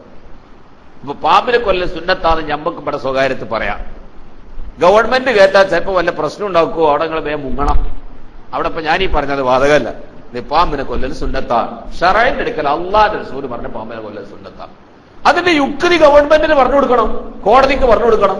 ഈ പാമ്പ് കടിച്ചിട്ട് മനുഷ്യന്മാര് മരിക്കുകയും, മനുഷ്യനാണോ വലുത് പാമ്പാണോ വലുത്? അതുകൊണ്ട് അല്ലാഹുവിന്റെ റസൂൽ പറഞ്ഞത് തന്നെയാണ് ഇതിന്റെ യുക്തി, പാമ്പിനെ കൊല്ലന്നെ വേണ്ടത്. ഈ പാമ്പിനെ കൊല്ലുമ്പോ കൊല്ലൽ സുന്നത്തായ പാമ്പിനെ കൊല്ലുന്നതിനും ഒരു മര്യാദ ഉണ്ടെന്നാ. എങ്ങനെയെങ്കിലും കൊല്ലാൻ പാടില്ല പാമ്പിനെ. അതുള്ള നല്ല ഈ പാമ്പിനെ കൊല്ലാൻ നല്ല പരിജ്ഞാനമുള്ള പഴയ കാരണന്മാരൊക്കെ ഒരു വടിയൊക്കെ ഇങ്ങനെ പിടിച്ചിട്ട് അതിനൊരു ചാൻസ് ഉണ്ട്, ആ ചാൻസ് ഒക്കെ നോക്കിയിട്ടേ അവർ കൊല്ലുള്ളൂ. അതിനൊക്കെ ഉണ്ട് ചില മര്യാദകൾ. കൊല്ലുന്നിടത്തും, അപ്പൊ കൊല്ലുന്നിടത്തും ഇഹ്സാൻ, അറക്കുന്നിടത്ത് ഇഹ്സാൻ, പാമ്പിനെ കൊല്ലുന്നിടത്ത് ഇഹ്സാൻ, മൃഗങ്ങളോട് ഇഹ്സാൻ. പശുവിന്റെ മുകളിൽ ചരക്ക് കയറ്റി വെച്ച് ആ പശുവിനോട് നടക്കാൻ പറഞ്ഞപ്പോ കുറച്ചിങ്ങനെ ആ പശു അവിടെ നടന്നപ്പോ അതിന്റെ മുകളിൽ ചരക്ക് ഭാരം ഏറ്റിക്കൊണ്ട് പോയപ്പോ ആ പശു എന്താക്കി തിരിഞ്ഞു നിന്നിട്ട് പറഞ്ഞു, ഇതിനാണോ എന്നെ സൃഷ്ടിക്കപ്പെട്ടത്? എന്നെ ഇതിനല്ല സൃഷ്ടിക്കപ്പെട്ടത്. ഈ ഭാരം ചുമക്കാനല്ല, അത് കഴുതനെ, അത് കുതിരനെ, അതിന്റെ മുകളിലൊക്കെയാണ് ഭാരം ചുമക്കൽ. കഴുതന്റെ പുറത്താ സാധനം യഹ്മിലു അസ്ഫാറ. ഇത് ഞാൻ പശുവിനെ സൃഷ്ടിച്ചത് ചുമക്കാനല്ലല്ലോ. അപ്പൊ തിരിഞ്ഞു ഇത് സംസാരിച്ചപ്പോ ഏതോ അറബികളായ ഏതോ പാവങ്ങൾ കാടുകളിൽ നിന്നൊക്കെ വന്നിട്ടൊക്കെ താമസിക്കുന്ന പാവങ്ങളായ ചില സ്വഹാബത്ത് പറഞ്ഞു, ബഖറത്തുൻ തതകല്ലമു, പശു സംസാരിക്കേ, പശു വർത്താനം പറയേ. അവർക്കത് അത്ഭുതം. ഈ വിവരം കേട്ട നബി സഹീഹുൽ ബുഖാരി പറയാ, ഈ വിവരം കേട്ട നബി സല്ലല്ലാഹു അലൈഹി വസല്ലം തങ്ങൾ പറഞ്ഞു, പശു സംസാരിക്കും. അള്ളാഹുവിന്റെ റസൂലായ ഞാൻ അക്കാര്യം വിശ്വസിച്ചു, എന്റെ സിദ്ദീഖും വിശ്വസിച്ചു, ഉമറും വിശ്വസിച്ചു റളിയല്ലാഹു അൻഹുമാ. ഇവര് രണ്ടാളും ആ സദസ്സിലപ്പില്ല. ഈ പറഞ്ഞതിനെന്താ അർത്ഥം? പശു സംസാരിക്കുമെന്നതിൽ എനിക്കും ഈമാൻ ഉറച്ച സ്വഹാബത്തിനും അതിൽ സംശയമില്ല എന്ന് പറഞ്ഞപ്പോ ഇവർ ഈ സംസാരിച്ചതിൽ എന്തോ ഒരു ഫീഹി ശൈഉം, അതാണ് റസൂലുള്ളാഹി തങ്ങൾ ഇങ്ങനെ പ്രയോഗിച്ചത്. അപ്പൊ ആ പറഞ്ഞത് ആരായിരുന്നു? എപ്പോഴും നബിതങ്ങളോട് ഇടപഴകി ജീവിച്ച് സ്വഹാബത്തിന്റെ കൂടെ ഇടപഴകി ജീവിച്ച സ്വഹാബത്തല്ല എന്നതിനാണ് ഞാൻ എന്ത് പറഞ്ഞത്. ഏതോ കാട്ടുന്നൊക്കെ ജീവിക്കണ വധുക്കളായ പല അറബികൾ എപ്പോഴെങ്കിലൊക്കെ മദീനത്തൊക്കെ വന്നിട്ട് അവരൊക്കെ ഈമാൻ ഉറച്ച് ശക്തിപ്പെട്ടു വരുന്നേ ഉള്ളൂ. അപ്പൊ അവരാ പശു സംസാരിച്ചതിൽ അത്ഭുതം പ്രകടിപ്പിച്ചപ്പോ അള്ളാഹുവിന്റെ റസൂൽ പറഞ്ഞു, പശു സംസാരിക്കും. ഞാൻ വിശ്വസിച്ചിട്ടുണ്ട് അക്കാര്യം, എന്റെ സിദ്ദീഖും അക്കാര്യം വിശ്വസിച്ചിട്ടുണ്ട്, എന്റെ ഉമറും അക്കാര്യം വിശ്വസിച്ചിട്ടുണ്ട്. അവരൊക്കെ ആ പശു സംസാരിക്കുമെന്ന ഈമാൻ കൊണ്ടവരാണ്, ഈമാൻ ഉറച്ചവരാണ്. അല്ലാഹു തആല പശുവിനെ കൊണ്ട് സംസാരിപ്പിക്കും. ഈ പശു എന്തിനാ സംസാരിച്ചത്? ഈ ഭാരം ചുമക്കാൻ അല്ല എന്നെ സൃഷ്ടിച്ചത്. അള്ളാഹുവിന്റെ റസൂൽ പറഞ്ഞു, ആ പശുവിനോട് നിങ്ങൾ ഇഹ്സാൻ ചെയ്യണം. എന്തേ ആ പശുവിനോട് ഇഹ്സാൻ ചെയ്യണം? പശുവിന്റെ പുറത്തുള്ള ഭാരം നിങ്ങൾ എടുത്തു വെക്കണം. പശുവിനെ നിങ്ങൾ അതിനുവേണ്ടി മുഹ്യിദ്ദീൻ ശൈഖിനോട് സംസാരിച്ചില്ലേ? പശു സംസാരിച്ചോവർ.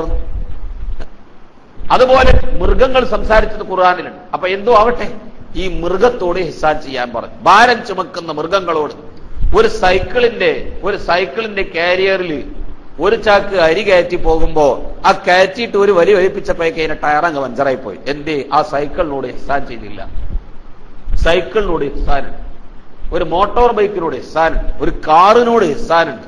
ലികുല്ലി ഷൈഇൻ, എല്ലാ വസ്തുക്കളോടും ഇഹ്സാൻ ഉണ്ട് എന്ന് അല്ലാഹുവിന്റെ റസൂൽ പഠിപ്പിച്ചെങ്കിൽ മാതാപിതാക്കളോടും ഇഹ്സാൻ എന്താണ്? മാതാപിതാക്കളോടുള്ള ഇഹ്സാൻ എന്താണ്? ഖുർആൻ പറയുന്നു, വബിൽ വാലിദൈനി ഇഹ്സാന, മാതാപിതാക്കളോട് ഇഹ്സാൻ ഉണ്ട്. എന്താ മാതാപിതാക്കളോടുള്ള ഇഹ്സാൻ? ഈ മൃഗങ്ങളോട് കാണിച്ച ഇഹ്സാനാണോ? അറുക്കുന്ന മൃഗങ്ങളോട് കാണിച്ച ഇഹ്സാനാണോ മാതാപിതാക്കളോട്? അതല്ല പാമ്പിനോട് കാണിച്ച് കൊല്ലൽ സുന്നത്തായ പാമ്പിനോട് കാണിച്ച് കൊല്ലുമ്പോൾ നടത്തിയ ഇഹ്സാനാണോ മാതാപിതാക്കളോട്? അള്ളാഹു തന്നെ പറയട്ടെ എന്താ ഇഹ്സാൻ. അള്ളാഹു തന്നെ അവന്റെ ഖുർആനിൽ പറയുന്നുണ്ട്, വഖല്ലാ റബ്ബുക അല്ലാ തഅ്ബുദൂ ഇല്ലാ ഇയ്യാഹു വബിൽ വാലിദൈനി ഇഹ്സാനാ. ഇനി അല്ലാഹ് പറയാൻ എന്താണ് ഇഹ്സാൻ? ഇമ്മാ യബ്ലുഗന്ന ഇൻദകൽ കിബറ അഹദുഹുമാ ഔ കിലാഹുമാ ഫലാ തഖുൽ ലഹുമാ ഉഫിൻ. മാതാപിതാക്കൾ പ്രായാധിക്യം ചെന്നാൽ, പ്രായമായ സന്ദർഭത്തിൽ അവർ രണ്ടുപേരും, അവരിൽ അല്ലെങ്കിൽ ഒരാൾ, രണ്ടിൽ ഒരാൾ നമ്മുടെ അടുക്കൽ അവർ എത്തി, നമുക്ക് വയസ്സായി നമ്മൾ പ്രായമെത്തിയപ്പോൾ, നല്ല ആരോഗ്യകാലമെത്തിയപ്പോ നമ്മുടെ മാതാപിതാക്കൾ നമ്മുടെ അടുക്കൽ ജീവിച്ചിരിപ്പുണ്ട്. ഏത് നിലക്ക് ജീവിച്ചിരിപ്പുണ്ട് അവര്? ഇമ്മാ യബ്ലുഗന്ന ഇൻദകൽ കിബറ, അവര് പ്രായാധിക്യം അങ്ങെത്തിയിട്ട്, ശരിക്കും മലയാളത്തിൽ പറഞ്ഞാൽ അത്തും പുത്തും പറയുന്ന ഒരു പ്രായത്തിലേക്ക് അവരെത്തി. പ്രായം അധികരിച്ചു, നടക്കാൻ വയ്യാത്ത അവസ്ഥ വന്നു, സംസാരത്തിന് ലെവലില്ലാത്ത അവസ്ഥ വന്നു, ഇന്നത് പറയാ, ഇന്നപ്പോൾ പറയാ, ഇന്നവരോട് പറയാ എന്ന അവസ്ഥ അവർക്ക് തെറ്റി. നമ്മളെ മലയാള ഭാഷയിൽ പറഞ്ഞാൽ അത്തും പുത്തും പറയുന്ന ഒരു കാലം വന്നു എന്ന് വേണമെങ്കിൽ പറയാം. ആ അത്തും പുത്തും പറയുന്ന ഒരു അവസ്ഥ മാതാപിതാക്കൾക്ക് വന്നു. ഈ അവസ്ഥയിൽ അവർ നമ്മുടെ അടുക്കലുണ്ട്. ചിലപ്പോൾ അവർ വസ്ത്രമഴിച്ചിട്ട് അങ്ങ് ഇറങ്ങി ഓടാൻ ശ്രമിക്കും. ഇങ്ങനത്തെ ഒരു പ്രായത്തിന്റെ പേരാണ് കിബർ. ഈ കിബറിന്റെ സന്ദർഭം വന്നപ്പോൾ അത്തും പുത്തും പറയുന്ന, എന്ത് ചെയ്യുന്നു, എന്ത് ചെയ്യാൻ പാടില്ല എന്ന ലെവല് തെറ്റിയ ഒരു കാലഘട്ടത്തിലാണ് നമ്മുടെ അടുക്കൽ അവർ താമസിച്ചതെങ്കിൽ വളരെ ഗൗരവത്തിലാണ് അല്ലാഹ് പറയുന്നത്. നിങ്ങൾ ശ്രദ്ധിക്കണം. ഇമ്മാ യബ്ലുഗന്ന ഇൻദകൽ കിബറ അഹദുഹുമാ, രണ്ടാലൊരാള് ചന്നിയായിട്ട് അത്തും വിത്തും ബാധിച്ച് നമ്മുടെ അടുക്കൽ ജീവിക്കുമ്പോൾ, ഔ അഹദുഹുമാ, അല്ലെങ്കിൽ രണ്ടാലൊരാള് നമ്മുടെ അടുക്കൽ ജീവിക്കുമ്പോൾ, ഫലാ തഖുൽ ലഹുമാ ഉഫിൻ, അവരോട് നിങ്ങൾ ഉഫ് എന്ന് പറയരുത്. ചന്നിയുള്ള ഉമ്മയും ബാപ്പയും നമ്മളെടുത്തുണ്ടെങ്കിൽ, അല്ലാതെ നല്ല ആരോഗ്യം തന്റെയിടും ഭർത്താവത്തിന് കഴിവുള്ള ഉമ്മയും ബാപ്പ ഉണ്ടെങ്കിൽ തീരെ പറയരുത്, പിന്നെ വരൂലേ. ഒരു ചന്നി അത്തും മുത്തുള്ള ഉമ്മയും ബാപ്പയും നമ്മളെടുത്തുണ്ട്, രണ്ടുപേരും, അല്ലെങ്കിൽ ബാപ്പ മരിച്ചു ഉമ്മ ഉണ്ട്, അല്ലെങ്കിൽ ഉമ്മ മരിച്ചു ബാപ്പ ഉണ്ട്. ആ ഉമ്മാനോടും ബാപ്പാനോടും ഫലാ തഖുൽ ലഹുമാ, നിങ്ങൾ രണ്ടുപേരോടും പറയരുത് ഊഫ്, ഊഫ് എന്ന് പറയരുത്. എന്താണ് ഊഫ് എന്ന് പറഞ്ഞാൽ? ഊഫ് എന്ന അറബി രണ്ടക്ഷരത്തിന്റെ അർത്ഥം എന്താണെന്നറിയോ? ഇത് അറബികൾക്ക് സാധാരണ നമ്മള് മലയാളത്തിൽ ഒരു ഛേ എന്ന് പറയരുത്. എന്ത് മനസ്സിലായിടൂ? ഛേ എന്ന് പറയരുത് എന്ന് പറഞ്ഞാൽ എന്തെന്നാ മനസ്സിലായത്? പരിഭാഷ കൊണ്ട് എന്ത് മനസ്സിലായി? അള്ളാന്റെ കലാമിൽ ഉദ്ദേശിക്കപ്പെട്ട ആശയ സമ്പുഷ്ടത എന്താണെന്നോ, ഗാംഭീര്യം എന്താണെന്നോ, അതിന്റെ അർത്ഥവും വ്യാപ്തിയും അതിലെ നിയമങ്ങളും എന്താണെന്ന് മനസ്സിലാക്കാൻ ഇതുപോലത്തെ സംസ്കൃത പദം കൊടുത്തത് കൊണ്ട് വല്ലതും മനസ്സിലാക്കാൻ കഴിയും. എന്നിട്ട് ഇസ്ലാമിനോട് ചെയ്ത ഏറ്റവും വലിയൊരു സേവനമാണത്രേ ഖുർആൻ ഞങ്ങൾ മലയാളത്തിൽ എഴുതി പരിഭാഷ ചെയ്തു തന്നു. ഖുർആൻ പരിഭാഷ ചെയ്തു തന്നു. ഖുർആന്റെ പരിഭാഷ ഈ ലോകത്ത് ഇറങ്ങിയിട്ട് 100 കൊല്ലം പൂർത്തിയായിട്ടില്ല. ആദ്യമായിട്ട് കേരളത്തിൽ ഖുർആൻ പരിഭാഷ ഇറങ്ങിയിട്ട് 100 കൊല്ലം പൂർത്തിയായിട്ടില്ല. ഈ 100 കൊല്ലത്തിന് മുമ്പുള്ള മനുഷ്യന്മാരാരും ഖുർആൻ പഠിച്ച് ഹിദായത്തായിട്ടില്ലേ? പരിഭാഷ ഇല്ലാത്ത കാലത്ത് ഖുർആൻ പഠിച്ചിട്ട് ജനങ്ങൾ ഹിദായത്തായില്ലേ? ആ ഹിദായത്ത് ഇന്ന് നമുക്കില്ല എന്നുള്ളതാ സത്യം. അവര് ഹിദായത്തായ ഹിദായത്ത് നമുക്കുണ്ടാവർക്ക്. അവര് പഠിച്ച പോലെ പഠിച്ചാൽ നമുക്ക് ഹിദായത്താവും. ഇത് ബലിച്ഛേദർത്ഥം വെച്ചപ്പോ എന്ത് മനസ്സിലാകുന്നു? പരമകാരുണ്യകനും കരുണാനിധിയുമായ ദൈവനാമം എന്ന് പറഞ്ഞാൽ ബിസ്മില്ലാഹിർ റഹ്മാനിർ റഹീമിന്റെ അർത്ഥാപ്പ പറഞ്ഞത്. എന്താപ്പോ അതുകൊണ്ട് മനസ്സിലാകുക? വേറുണ്ട് തെക്കൻ കേരളത്തിലൊരു ചങ്ങാതി, അയാൾ ചെയ്ത ഏറ്റവും വലിയ സേവനം എന്താണെന്നറിയോ? ബിസ്മിന അതേമാതിരി മലയാളത്തിൽ കണ്ടെഴുതി ബിസ്മില്ലാഹിർ റഹ്മാനിർ റഹീം. അപ്പൊ റഹ്മാൻ എന്നുള്ള ഹാ ഉണ്ടാവുമോ? ഇല്ല. പിന്നെ അവിടെ ഹാ ഉണ്ടാകുക. മുഹമ്മദ് എന്നുള്ള ഹാ ഉണ്ടാവുമോ? ഇല്ല. അവിടെ എന്താ ഉണ്ടാകുക? ഹാ ഉണ്ടാകുക. ഉച്ചാരണം അങ്ങനെയാണ്. അപ്പൊ അയാൾ പറഞ്ഞത് എന്താണെന്നറിയാം ന്യായം? അതിന് ആ അക്ഷരത്തിന്റെ മുകളിൽ ഞാൻ അറബി അക്ഷരം എഴുതിയിട്ടുണ്ട്. പിന്നെന്തിനാ അത് മലയാളത്തിൽ എഴുതിയത്? ഈ അക്ഷരത്തിന്റെ മുകളിൽ ഹാന്റെ സ്ഥാനത്ത് ഹാ ആണ് എന്ന് പറയാൻ ഇതെന്തിനാ മലയാളത്തിൽ എഴുതിയത്? അറബി അറിയാത്ത ആൾക്ക് വായിക്കാൻ. അറബി അറിയാത്ത ആൾക്ക് അതിന്റെ മുകളിൽ ഹാ ഇട്ടിട്ട് എന്താ കാര്യം? പൊട്ടത്തരം പറയാ. എന്നിട്ട് അതിന് അയാൾക്ക് അവാർഡ് കൊടുത്ത് ആദരിച്ച് വലിയ ആളാക്കി കൊണ്ടുനടക്കുക. അതുപോലത്തെ കുറച്ച് കൗമീങ്ങൾ എന്നല്ലാതെ എന്താ നമ്മക്ക്? മുഹമ്മദ് എന്നതിന് മുഹമ്മദ് എന്ന് വായിച്ചാൽ മുഹമ്മദ് എന്ന കരിക്കട്ട എന്നർത്ഥം. കണ്ടോ? മലയാളത്തിൽ എന്ത് എഴുതാൻ കഴിയുള്ളൂ? മുഹാന്ന് എഴുതാൻ കഴിയുള്ളൂ. ഒച്ചേ എന്ന് പറഞ്ഞാൽ ആശയം മനസ്സിലാക്കാൻ കഴിയില്ല. ഉഫ് എന്ന് പറയരുത്. എന്താ ഉഫ്? അറബികൾക്ക് പരിചയമുള്ള ഒരു പദമാണ്. ഇബ്നു അബ്ബാസ് റളിയല്ലാഹു അൻഹു പറയണേ, ഒരു മനുഷ്യൻ അല്ല മാതാപിതാക്കളായിക്കോട്ടെ, അവർ നമ്മളോടൊരു കാര്യം കൽപ്പിച്ച കാര്യം എത്ര ഗൗരവമാണെങ്കിലും ശരി, നമ്മളെ കൊണ്ട് താങ്ങാനാകാത്ത സഹിക്കാനാകാത്ത ഒരു കാര്യമാണ് കൽപ്പിച്ചത്. ഹിമാലയ പർവ്വതം പിടിച്ച് പറിച്ചെടുത്ത് കൊണ്ടുവന്നിട്ട് മോനെ എന്റെ മുമ്പിൽ നീ കൊണ്ടുവന്ന് വെച്ചാലാണ് ആ അമ്മ പറഞ്ഞത്. നമ്മളെ കൊണ്ട് അതിന് കഴിയുമോ? കഴിയില്ല. ഈ സാഹചര്യത്തിൽ ആ ഉമ്മാനോട് പറയാ, ഉമ്മ കഴിയൂലമ്മ, പ്ലീസ്, സാധിക്കാത്തൊരു കാര്യം, ഞാൻ എന്തു പറഞ്ഞാലും ചെയ്യും. ഉമ്മ എന്തു പറഞ്ഞാലും ഞാൻ സ്വീകരിക്കൂലേ, എന്നെ കൊണ്ട് കഴിയാത്തോണ്ടല്ലേ ഉമ്മ, ഞാൻ എങ്ങനെ ഹിമാലയ പർവ്വതം പോയി പിടിക്കുക എന്ന് എത്ര ലളിതമായി പറയാൻ ഇതിനേക്കാളും ലാളിത്യമുള്ള ഒരു വാക്ക് അറബി ഭാഷയിൽ അള്ളാഹ്ക്ക് അറിയുമെങ്കിൽ അള്ളാഹ് അതാ പറയാന്നാ. ലൗ യഅലമുല്ലാഹു എന്നാ അള്ളാഹ് റസൂൽ പറഞ്ഞത്. പക്ഷെ അവിടെ ആ പറഞ്ഞു നടക്കുന്നത് അള്ളാഹ്ക്ക് അറിയുമെങ്കിൽ എന്നാ പറഞ്ഞതിന് ആ പറഞ്ഞതിന്റെ ഉദ്ദേശം എന്താണെന്നറിയോ? ലൗ യഅലമുല്ലാഹു, അള്ളാഹ്ക്ക് അറിയുമെങ്കിൽ. അള്ളാഹ്ക്ക് അറിയാത്ത വല്ല സംഗതി ഉണ്ടോ? ഇല്ല. അപ്പൊ അങ്ങനെ ഒരു പദം അറബിയിലില്ല. അതാ പറഞ്ഞതിന്റെ അർത്ഥം. അള്ളാഹിന്റെ റസൂലിന്റെ പദപ്രയോഗം ലൗ യഅലമുല്ലാഹുന ഇബ്നു അബ്ബാസ് റളിയല്ലാഹു അൻഹു പറഞ്ഞതായിട്ട് കാണാം. അള്ളാഹ്ക്ക് അറിയുമെങ്കിൽ എന്ത്, മാതാവോ പിതാവോ ഒരു കാര്യം, ഗൗരവമായ ഒരു കാര്യം നമ്മളോട് കൽപ്പിക്കുന്ന സമയത്ത് എനിക്ക് അത് സാധിക്കൂല ഉമ്മാ എന്ന് പറയാൻ അറബി ഭാഷയിൽ ഊഫ് എന്നതിനേക്കാൾ ലളിതമായ ഒരു പദം അള്ളാഹ് സൃഷ്ടിച്ചിട്ടുണ്ടെങ്കിൽ, അങ്ങനെ ഒരു പദം അറബി ഭാഷയിൽ ഉണ്ടെങ്കിൽ ഊഫ് എന്നതിന്റെ സ്ഥാനത്ത് ആ പദമായിരിക്കും അള്ളാഹ് ഉപയോഗിക്കുക. ഇനി അതിനേക്കാൾ ലളിതമായ ഒരു പദം ഞാനാ. അപ്പൊ ചന്നിയുള്ള വാപ്പ ഇവിടെ വാടാന്ന് പറഞ്ഞാൽ ഇപ്പൊ വലിയ ഉമ്മ വാപ്പ ഞാനിങ്ങനെ ടൗണിക്ക് പോവാൻ പറയരുത്.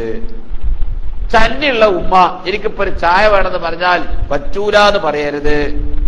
പറയുന്നിടത്ത് നിന്റെ ഭാഷയിൽ എത്ര താഴ്ന്ന് ലളിതമായിട്ടാണെങ്കിൽ പോലും സാധിക്കൂല എന്ന് പറയരുത്.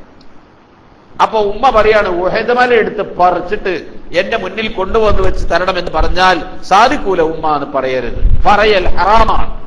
അങ്ങനെ പറയൽ ഹറാമാണ്. പിന്നെ എന്ത് ചെയ്യണം? നീ പോയിട്ട് ആ പർവ്വതം ഒന്ന് പിടിച്ച് കുലുക്കി നോക്കണം. ഉമ്മ കാണട്ടെ, ഞാൻ പറഞ്ഞത് എന്റെ മോൻ അനുസരിച്ചല്ലോ, എന്റെ മകനെ കൊണ്ട് കഴിയാത്തത് കൊണ്ടാണ്, എന്നാലും എന്റെ കുട്ടി ഞാൻ പറഞ്ഞത് സ്വീകരിച്ചിട്ടുണ്ട്, അവനെ കൊണ്ട് കഴിയാത്തത് കൊണ്ടാണെന്ന് നീ ചെയ്ത് കാണിച്ചു കൊടുക്കുകയല്ലാതെ ചെയ്യാൻ കഴിയൂല എന്ന് പറയരുത്. ഇതാണ് ആ പറഞ്ഞ വാക്കിന്റെ അർത്ഥം. ഇഹ്സാന്റെ കോലം അല്ലാഹ് വിവരിക്കുക.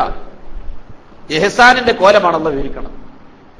ഈ ഊഫ് എന്ന ആയത്തിനെ തഫ്സീർ ചെയ്ത മുഫസ്സിരീങ്ങൾ എത്രത്തോളം വിശാലമായി ഇതിന് അർത്ഥം പറഞ്ഞിട്ടുണ്ട് എന്ന് അറിയുമോ നിങ്ങൾ? ഒരു വാട്ടർ ബെഡിൽ കിടക്കുകയാണ് ഉമ്മ.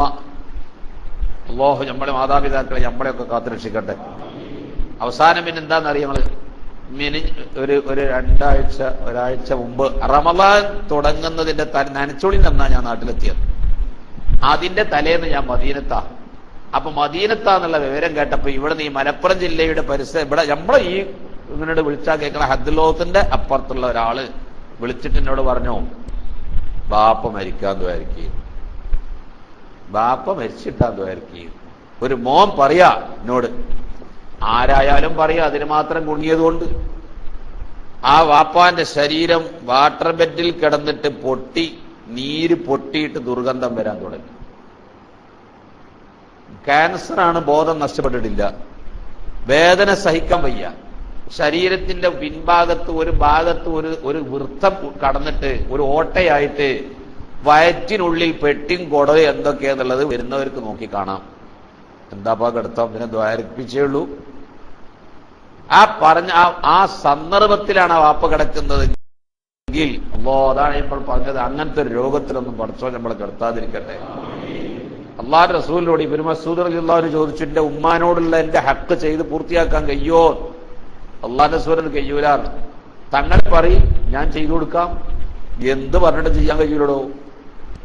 ഞാൻ കേൾക്കട്ടെ നബിയെ പറയൂ. അള്ളാഹു റസൂൽ ഒരൊറ്റ ചോദ്യം ചോദിച്ചു, നിന്റെ ഉമ്മയും ബാപ്പയും നിന്നെ നോക്കി പോറ്റി വളർത്തിയത് മോനെ നീ ജീവിക്കട്ടെ എന്ന് വിചാരിച്ചിട്ടാ. എന്റെ കുട്ടി ജീവിക്കണം. ഒരു പനി വന്നാൽ പനി മാറണം, ഒരു ചുമ വന്നാൽ അത് എന്റെ കുട്ടിക്ക് രോഗം സുഖപ്പെടണം, എന്റെ കുട്ടി പഠിക്കണം, എന്റെ കുട്ടി വലുതാവണം, എന്റെ കുട്ടി വലിയ ആളാവണം. അതിനാ പ്രാർത്ഥിച്ചതും പ്രവർത്തിച്ചതും. ഈ ഉമ്മയും ബാപ്പയും വലുതായിട്ട് ഈ ഉമ്മാനെയും ബാപ്പാനെയും നോക്കണ കാലം വന്നാൽ നിന്റെ മനസ്സ് എന്തേ കാലം ഉമ്മയും ബാപ്പയും നല്ല എനിക്ക് മരിച്ചിട്ടണം. എടാ, ആ ഉമ്മയും ബാപ്പയും നീ വളരണം, ജീവിക്കണം എന്ന് വിചാരിച്ചിട്ടാ നോക്കിയത്. നീ നോക്കണതോ ഉമ്മയും ബാപ്പയും മരിക്കണം എന്ന് വിചാരിച്ചിട്ട്. ആ പറഞ്ഞതിന്റെ പ്രതിധ്വനിയല്ലേ ഈ കണ്ടത്? മദീനത്താണെന്ന് കേട്ടപ്പോ അയാൾക്ക് പ്രത്യേകിച്ച് പറയാനുള്ള വസിയത്ത്, തങ്ങളെ വാപ്പ നല്ല എനിക്ക് മരിച്ചിട്ടായിരിക്കും. ഇതാണ് അല്ലാഹുവിന്റെ റസൂൽ പറഞ്ഞതിന്റെ പ്രതിധ്വനിയാണ് അനുഭവിക്കുന്നത്. ഞാൻ അപ്പൊ ചിന്തിച്ചത് റസൂലുള്ളാഹിന്റെ ഹദീസാണ്. അള്ളാഹു നമ്മളെ ഒന്നും മാതാപിതാക്കൾക്ക് അങ്ങനെ ദ്വാരന്ന് മരിപ്പിക്കേണ്ട രോഗത്തിൽ കിടത്തി മറ്റുള്ളവർക്ക് ഭാരമാക്കാതെ കാത്തുരക്ഷിക്കട്ടെ. നമ്മളെയും അള്ളാഹു കാത്തുരക്ഷിക്കുമാറാവട്ടെ. ഈ കിടക്കണ സമയത്ത് ആ വാപ്പ കാഷ്ടിച്ചു. ഇങ്ങനെ കിടക്കണ വാപ്പ എന്ത് ചെയ്തു? അല്ലെങ്കിൽ ഉമ്മ കാഷ്ടിച്ചു. ഒരാഴ്ച മലം കെട്ടിക്കിടന്ന് വയറ്റിനുള്ളിൽ കെട്ടിക്കിടന്ന ഈ മലം പുറത്തു വരുമ്പോൾ അതിനുണ്ടാകുന്ന ദുർഗന്ധം ഒന്ന് ചിന്തിച്ചു നോക്കി. പ്രിയപ്പെട്ട മക്കളെ, ഞാനും നിങ്ങളും മക്കളാണ് എന്ന അർത്ഥത്തിലാ ഇന്നത്തെ വിഷയം. ഇന്ന് നമ്മളൊക്കെ ആരാ? മക്കളാണ്. വാപ്പമാരാണെന്ന പോസ്റ്റിലല്ല ഇന്ന് നമ്മളെ സംസാരം. ഇന്ന് നമ്മളൊക്കെ ആരാന്നറിയോ? നമ്മളൊക്കെ മക്കളാണ്. നമ്മളെ വാപ്പാരൊക്കെ ജീവിച്ചിരിക്കാം. മരിച്ചാലും വാപ്പാനോടും ഉമ്മാനോട് ഹക്കുണ്ട്. ബാപ്പ മരിച്ചാലും ബാപ്പാനോടും ഉമ്മാനോട് ഹക്കുണ്ട്. ബാപ്പാന്റെ ബാപ്പാനോടും ഹക്കുണ്ട്. പറ്റിയെങ്കിൽ സമയം കിട്ടിയെങ്കിൽ ഞാൻ ആ വിഷയത്തേക്ക് കടന്നു വരുമ്പോൾ അതൊക്കെ പറയാം. ഇപ്പോ മാതാവ് കാഷ്ടിച്ചു, അല്ലെങ്കിൽ ഈ പിതാവ് കാഷ്ടിച്ചു. ഈ മാതാവിന്റെ വയറ്റിൽ നിന്ന് പുറത്തു വന്ന കാഷ്ടം, ആ കാഷ്ടത്തിന്റെ ദുർഗന്ധം, ഒരാഴ്ച വയറ്റിൽ കെട്ടിക്കിടന്ന ഈ കാഷ്ടം പുറത്തു വന്നപ്പോൾ അതിന്റെ ദുർഗന്ധം എത്ര വലുതാണെന്ന് നിങ്ങൾ മനസ്സിലാക്കണം. ആശുപത്രി മുഴുവനും അതിന്റെ ദുർഗന്ധം അടിച്ചു വീശാൻ മാത്രം. ഉമ്മ കിടക്കുന്ന റൂം മാത്രമല്ല, സിറ്റ് ഔട്ടിലേക്ക്, വരാന്തയിലേക്ക്, മുറ്റത്തേക്ക് വരുമ്പോഴേക്ക് തന്നെ ഒരു രോഗിയായ മനുഷ്യൻ ഇവിടെ ഉണ്ട് എന്ന് മനസ്സിനകത്തൊക്കെ തക്കത്തിൽ തരത്തിലുള്ള ഒരു നാറ്റം അവിടെ നിന്ന് പുറത്തു വരുന്ന സാഹചര്യം.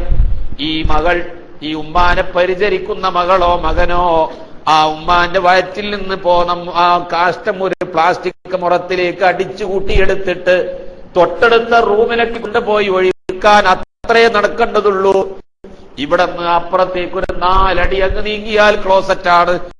ആ ക്ലോസറ്റ് പോകുമ്പോ ആ മലത്തിന്റെ ദുർഗന്ധത്തിൽ നീരസപ്പെട്ട് പൊന്നുമോളെ, പൊന്നുമകൻ, നീ ഉമ്മാന്റെ വയറ്റിൽ നിന്ന് പോന്ന ആ മലത്തിന്റെ ത്തിൽ വെറുപ്പ് പ്രകടിപ്പിച്ചുകൊണ്ട് നീ മൂക്ക് പൊത്തിയാൽ നീ ഉഫിൻ ഛേ എന്ന് പറഞ്ഞവനാണ്.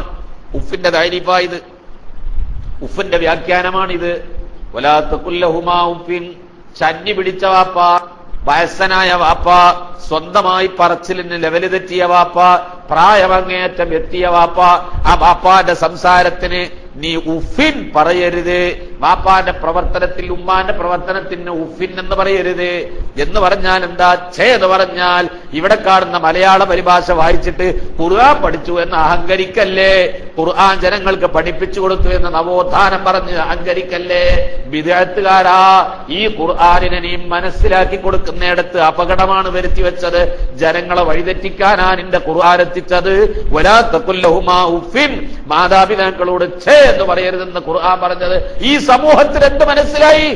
ഈ സമൂഹത്തിന് നീ എന്ത് മനസ്സിലാക്കി കൊടുത്തു? ആ ആയത്തിന് 12 അർത്ഥം ഈ ഇരുത്തത്തിൽ ഞാൻ പറയാം.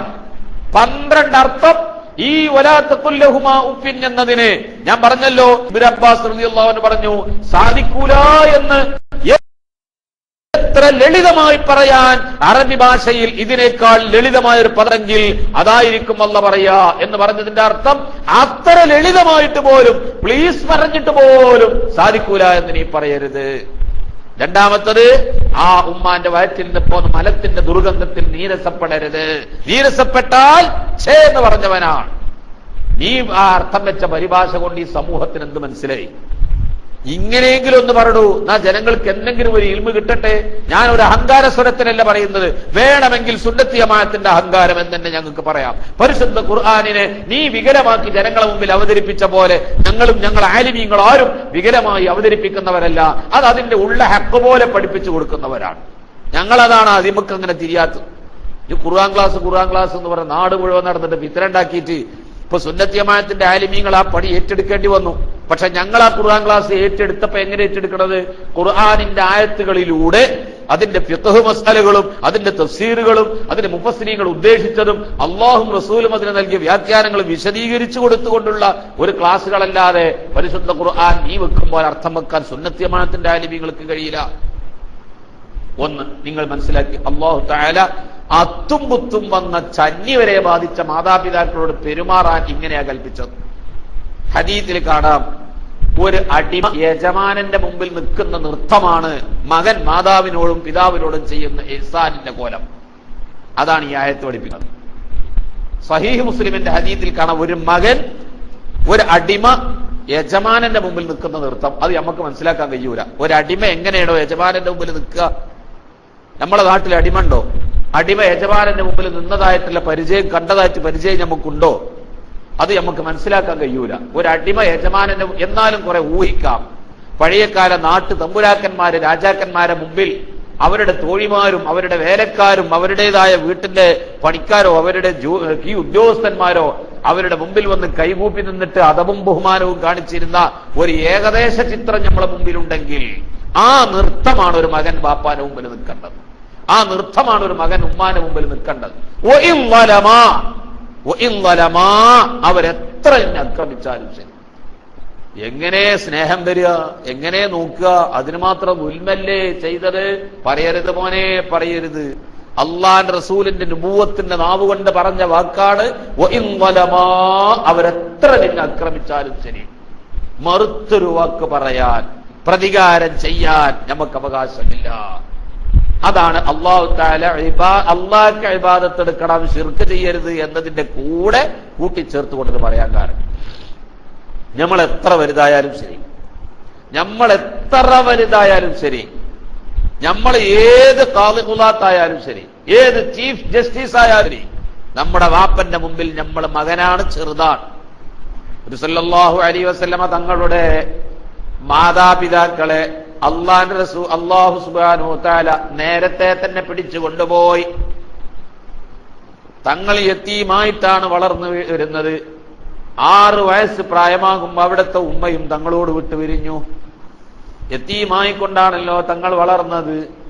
എന്റെ അള്ളാന്റെ റസൂലിന്റെ വാപ്പാനെ നേരത്തെ തന്നെ പിടിച്ചു കൊണ്ടുപോയത് എന്നതിന്റെ പല സിറുകളും അതിന്റെ പല കാരണങ്ങളും രഹസ്യങ്ങളും പണ്ഡിതന്മാർ വ്യാഖ്യാനിച്ചപ്പോൾ അതിലെല്ലാം പ്രമുഖന്മാരായ പണ്ഡിതന്മാരൊക്കെ ഏറ്റവും സുപ്രധാനമായി അവതരിപ്പിച്ചത് അള്ളാന്റെ റസൂൽ നബിയാണ്, അഷ്റഫുൽ ഖൽഖ് സല്ലല്ലാഹു അലൈഹി വസല്ലമയാണ്, റബ്ബിന്റെ സൃഷ്ടികളിൽ ഏറ്റവും വലുതാണ്, തങ്ങളെ കവച്ചു വെക്കുന്ന ഒരാളില്ല. ഈ ലോകത്ത് തങ്ങൾ മറ്റൊരാളെ ബഹുമാനിക്കേണ്ട അവസ്ഥയില്ലാതെ എല്ലാവരും തങ്ങളെ ബഹുമാനിച്ചോളണം, അള്ളാന്റെ റസൂലിനെ ബഹുമാനിച്ചോളണം. അള്ളാന്റെ റസൂൽ ജീവിച്ചിരിക്കുന്ന കാലത്തെങ്ങാനും അഷ്റഫുൽ ഖൽഖിന്റെ വാപ്പ ജീവിച്ചിരിപ്പുണ്ടെങ്കിൽ ആ റസൂലുള്ളാന്റെ വാപ്പാന്റെ മുമ്പിൽ റസൂലുള്ള കൊച്ചാണ്. റസൂലുള്ളാന്റെ വാപ്പാന്റെ മുമ്പിൽ ബാപ്പാന്റെ മുമ്പിൽ റസൂലുള്ള തലകുനിക്കണം. റസൂലുള്ളാന്റെ വാപ്പാന്റെ മുമ്പിൽ തങ്ങൾ എന്ത് ചെയ്യണം? താകണം. അള്ളാന്റെ റസൂലിന് അത് വരാൻ പാടില്ല. അള്ളാന്റെ റസൂൽ ഈ ദുനിയാവിൽ ജീവിക്കുമ്പോൾ ഒരാളെ മുമ്പിൽ തല കുനിക്കുന്ന ഒരവസ്ഥ വരരുത്. എപ്പോഴും തങ്ങളെ തല ഉയർന്നു നിൽക്കണം, എപ്പോഴും പൊക്കിയിട്ട് നിൽക്കണം. അള്ളാന്റെ റസൂല് തല താഴ്ത്തുന്ന ഒരവസ്ഥ വരരുത്. തങ്ങൾ മറ്റൊരാളെ മുമ്പിൽ കൊച്ചാകരുത് എന്നതുകൊണ്ട് അള്ളാഹു തആല നേരത്തെ തന്നെ റസൂലുള്ളാന്റെ വാപ്പാനെ പിടിച്ചു കൊണ്ടുപോയി, റസൂലുള്ളാന്റെ ഉമ്മാനെ പിടിച്ചു കൊണ്ടുപോയി. അതിനാണ് നേരത്തെ തന്നെ അള്ളാഹു തആല റസൂലുള്ളാന്റെ മാതാപിതാക്കളെ മരിപ്പിച്ചിട്ട് തങ്ങളെ യതീമാക്കി വളർത്തിയത്.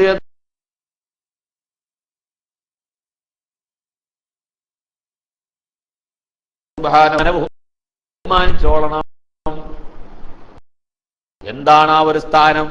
അപ്പൊ നമ്മളെത്ര വലിയ ആളുകളാണെങ്കിൽ പോലും, നമ്മളെ മന്ത്രിയായാലും മുഖ്യമന്ത്രിയായാലും പ്രധാനമന്ത്രിയായാലും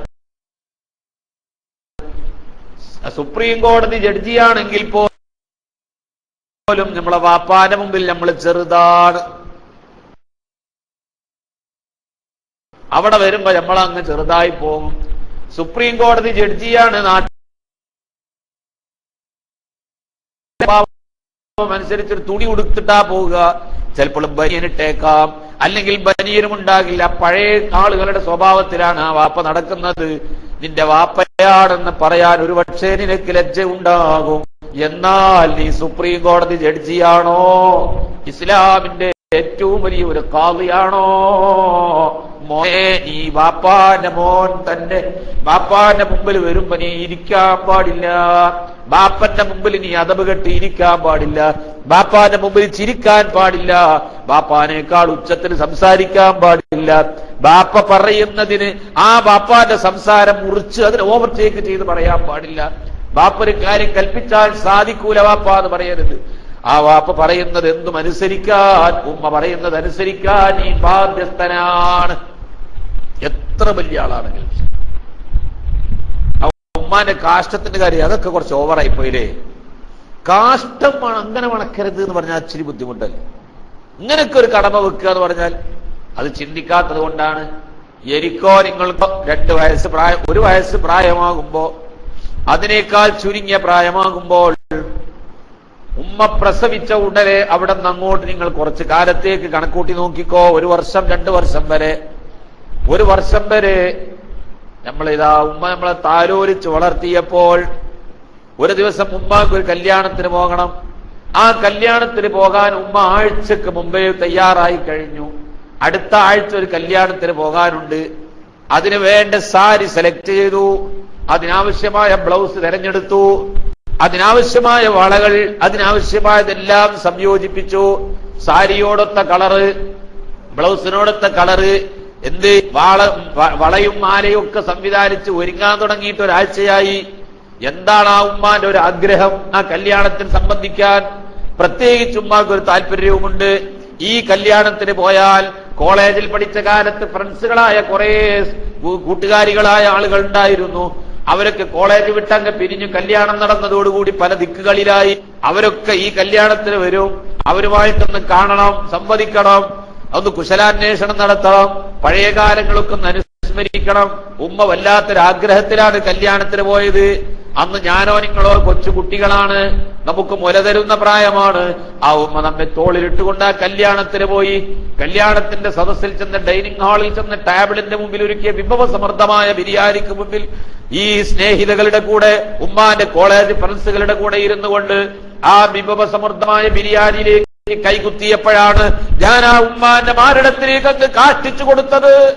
ആ വിലപിടിപ്പുള്ള മാറിടത്തിലേക്ക്, ആ വിലപിടിപ്പുള്ള ബ്ലൗസിലേക്കും സാരിയിലേക്കും, ഉമ്മാന്റെ ചുരിദാറിലേക്ക്, ഉമ്മാന്റെ വിലപിടിപ്പുള്ള പർദ്ദയിലേക്ക് ഞാൻ അങ്ങ് കാഷ്ടിച്ചു കൊടുത്തപ്പോൾ ഉമ്മാന്റെ കൂട്ടുകാരികൾക്ക് മുമ്പിൽ വെച്ച് ഉമ്മാനെ ഞാൻ വഷളാക്കി. ആ ഉമ്മ എന്നെ വെറുത്തില്ല. ആ ഭക്ഷണത്തിലേക്ക് കുത്തിയ കൈ അവിടെ ഇട്ടുകൊണ്ട് ആഗ്രഹമുള്ള ബിരിയാണിയുടെ ഒരു ഉരുള പോലും അതിൽ വെച്ച് വെക്കാതെ ആ ഉമ്മത് കയ്യിൽ അവിടെ ഇട്ട് ഉപേക്ഷിച്ചുകൊണ്ട്, എടാ മോനെ നീ എന്നെ വടക്കാക്കാൻ കണ്ടൊരു സമയം, തമാശ പറഞ്ഞിട്ട് എന്റെ പുറത്ത് കൊട്ടി ആ ഉമ്മ എന്നെ കൊണ്ടുപോയിട്ട് എന്നെ കഴുകി വൃത്തിയാക്കി വന്നപ്പോഴേക്ക് കൂട്ടുകാരികളൊക്കെ ഭക്ഷണം കഴിച്ചു പോയി. അവരോടൊന്ന് യാത്ര പറയാൻ പറ്റിയില്ല. അങ്ങനെ ആ ഉമ്മ എന്നെയും കൊണ്ട് വീട്ടിലേക്ക് മടങ്ങിപ്പോന്നു. മര്യാദക്കൊരു ഭക്ഷണം കഴിക്കാൻ നമ്മൾ സമ്മതിച്ചില്ല. ആ ഉമ്മാന്റെ മാറിടത്തിലേക്ക് കാഷ്ടിച്ചു കൊടുത്തപ്പോൾ ഉമ്മ നമ്മളെ കൈവിട്ടില്ല. ഉമ്മാന്റെ ആ സാരിയിലേക്കും ബ്ലൗസിലേക്കും കാഷ്ടിച്ചു കൊടുത്തപ്പോ ഉമ്മ നമ്മളെ വെറുത്തില്ല. ആ വിലപിടിപ്പുള്ള വസ്ത്രങ്ങൾ മലിനമാക്കിയപ്പോ ഉമ്മ നമ്മെ വലിച്ചെറിഞ്ഞില്ല. അപ്പോഴും ഒരു സ്നേഹത്തിന്റെ വാക്കേ പറഞ്ഞുള്ളൂ. എടാ, ആ കാഷ്ടം പരസ്യമായി ജനങ്ങളെ മുമ്പിൽ വെച്ച് കാഷ്ടിച്ചു കൊടുത്തവരല്ലേ ഞാനും നിങ്ങളും. പലതവണ ഉമ്മാന്റെ രാത്രി ഉറക്കമൊഴിച്ചുകൊണ്ട് ആ ഉറക്കത്തിൽ ശല്യപ്പെടുത്തി ഉമ്മാന്റെ മടിയിലേക്ക് കാഷ്ടിച്ചു കൊടുത്തില്ലേ, മൂത്രിച്ചു കൊടുത്തില്ലേ? അന്ന് ഉമ്മ നമ്മളെ വെറുത്തോ? അടുക്കളയിൽ നടുമുറിയാൻ മാത്രം തിരക്കിട്ട പണിയെടുത്തുകൊണ്ട് ഭക്ഷണം പാകം ചെയ്തത് ആർക്ക് വേണ്ടി? മകൻ സ്കൂളിൽ പോകാൻ, ഈ മകനെ പോറ്റി വളർത്താൻ. നമുക്കൊരു പനി വന്നാ പരിഗണിക്കാതെ ഉമ്മാക്ക് പനി വന്നാ പരിഗണിക്കാതെ നമ്മുടെ പനിക്ക് ചികിത്സിച്ചു. ഉമ്മ രോഗം സഹിച്ചു. ഉമ്മ അടുക്കളയിൽ ജോലി ചെയ്തത് എന്റെ മകനെ പോറ്റി വളർത്താൻ, ആ മകന് ഭക്ഷണം ഉണ്ടാക്കാൻ. അപ്പോഴാണ് 2 കൈയും കാലും ഇട്ടടിച്ച് കരഞ്ഞുകൊണ്ട് അടുക്കളയിലെ ജോലിക്ക് ശല്യമാകുന്ന വിധത്തിൽ ഞാനും നിങ്ങളും കരഞ്ഞപ്പോ ശല്യം പിടിച്ചൊരു മകൻ എന്ന നിലക്ക് 2 കൈവിരൽ കൊണ്ട് കഴുത്തിലെങ്ങാനും ഒന്ന് ഞെക്കിപ്പിടിച്ചിരുന്നെങ്കിൽ ഇന്ന് ഞാനും നിങ്ങളും ഭൂമിയിലില്ല, നമ്മുടെ അഡ്രസ് ഭൂമിയിൽ കാണില്ല. നമുക്ക് സമയത്തിനെടുത്തു തരേണ്ട മരുന്ന് ഉമ്മ എടുത്തു തന്നില്ലെങ്കിൽ ആ രോഗത്തിന്റെ പേരിൽ ഞാനോ നിങ്ങളോ മരിച്ചുപോയാൽ ഭൗതിക ലോകത്ത് നമ്മുടെ അഡ്രസ് പോലും ആർക്കും അറിയില്ല. ഉമ്മ മരുന്ന് കഴിച്ചില്ലെങ്കിലും നമുക്ക് മരുന്ന് കൃത്യമായി എടുത്തു തന്നു. ഉമ്മ ഭക്ഷണം കഴിച്ചില്ലെങ്കിലും നമുക്ക് മുലപ്പാല് തന്നു. ഉമ്മ ഉറങ്ങിയില്ലെങ്കിലും നമ്മളെ ഉറക്കി. ഈ നിലക്ക് പരിപാലിച്ചു പോന്ന ആ ഉമ്മാന്റെ വയറ്റിൽ നിന്ന് വയസ്സായി രോഗിയായി കിടക്കുമ്പോ ഒരു കാഷ്ടം പുറത്തു വന്നെങ്കിൽ, മോനെ ആ കാഷ്ടത്തിന് നീ മൂക്കുവത്താൻ പാടുണ്ടോ? ഉമ്മ പണ്ട് മൂക്കുവത്തിയിട്ടില്ലല്ലോ, ഇന്ന് നീ മൂക്കുവത്താൻ പാടുണ്ടോ? ഇത് രണ്ടും കൂടി നമ്മൾ താരതമ്യം ചിന്തിച്ചു നോക്കിയാൽ ഉമ്മാന്റെ കാഷ്ടത്തിന് മൂക്കുവത്തൽ ഉഫിൻ ഛേ എന്ന് പറയലാണെന്ന് ഖുർആൻ പറഞ്ഞത് അധികപ്പറ്റാണോ? ഒരിക്കലുമല്ല. ശരിക്കും അത് സ്ഥാനത്ത് തന്നെ ഖുർആൻ പറഞ്ഞിട്ടുള്ളത്. കറക്റ്റ് പോയിന്റിലാ ഖുർആൻ പറഞ്ഞത്. ഇത് ഖുർആൻ പറഞ്ഞ അടിമകൾ യജമാനനോട് നിൽക്കുന്ന ഖുർആൻ പറഞ്ഞ ഇഹ്സാനിന്റെ കോലം, വലാ തഖുൽ ലഹുമാ ഉഫിൻ വലാ തൻഹർഹുമാ വഖുൽ ലഹുമാ ഖൗലൻ കരീമാ. സ്നേഹമുള്ള വാക്ക് പറയാം.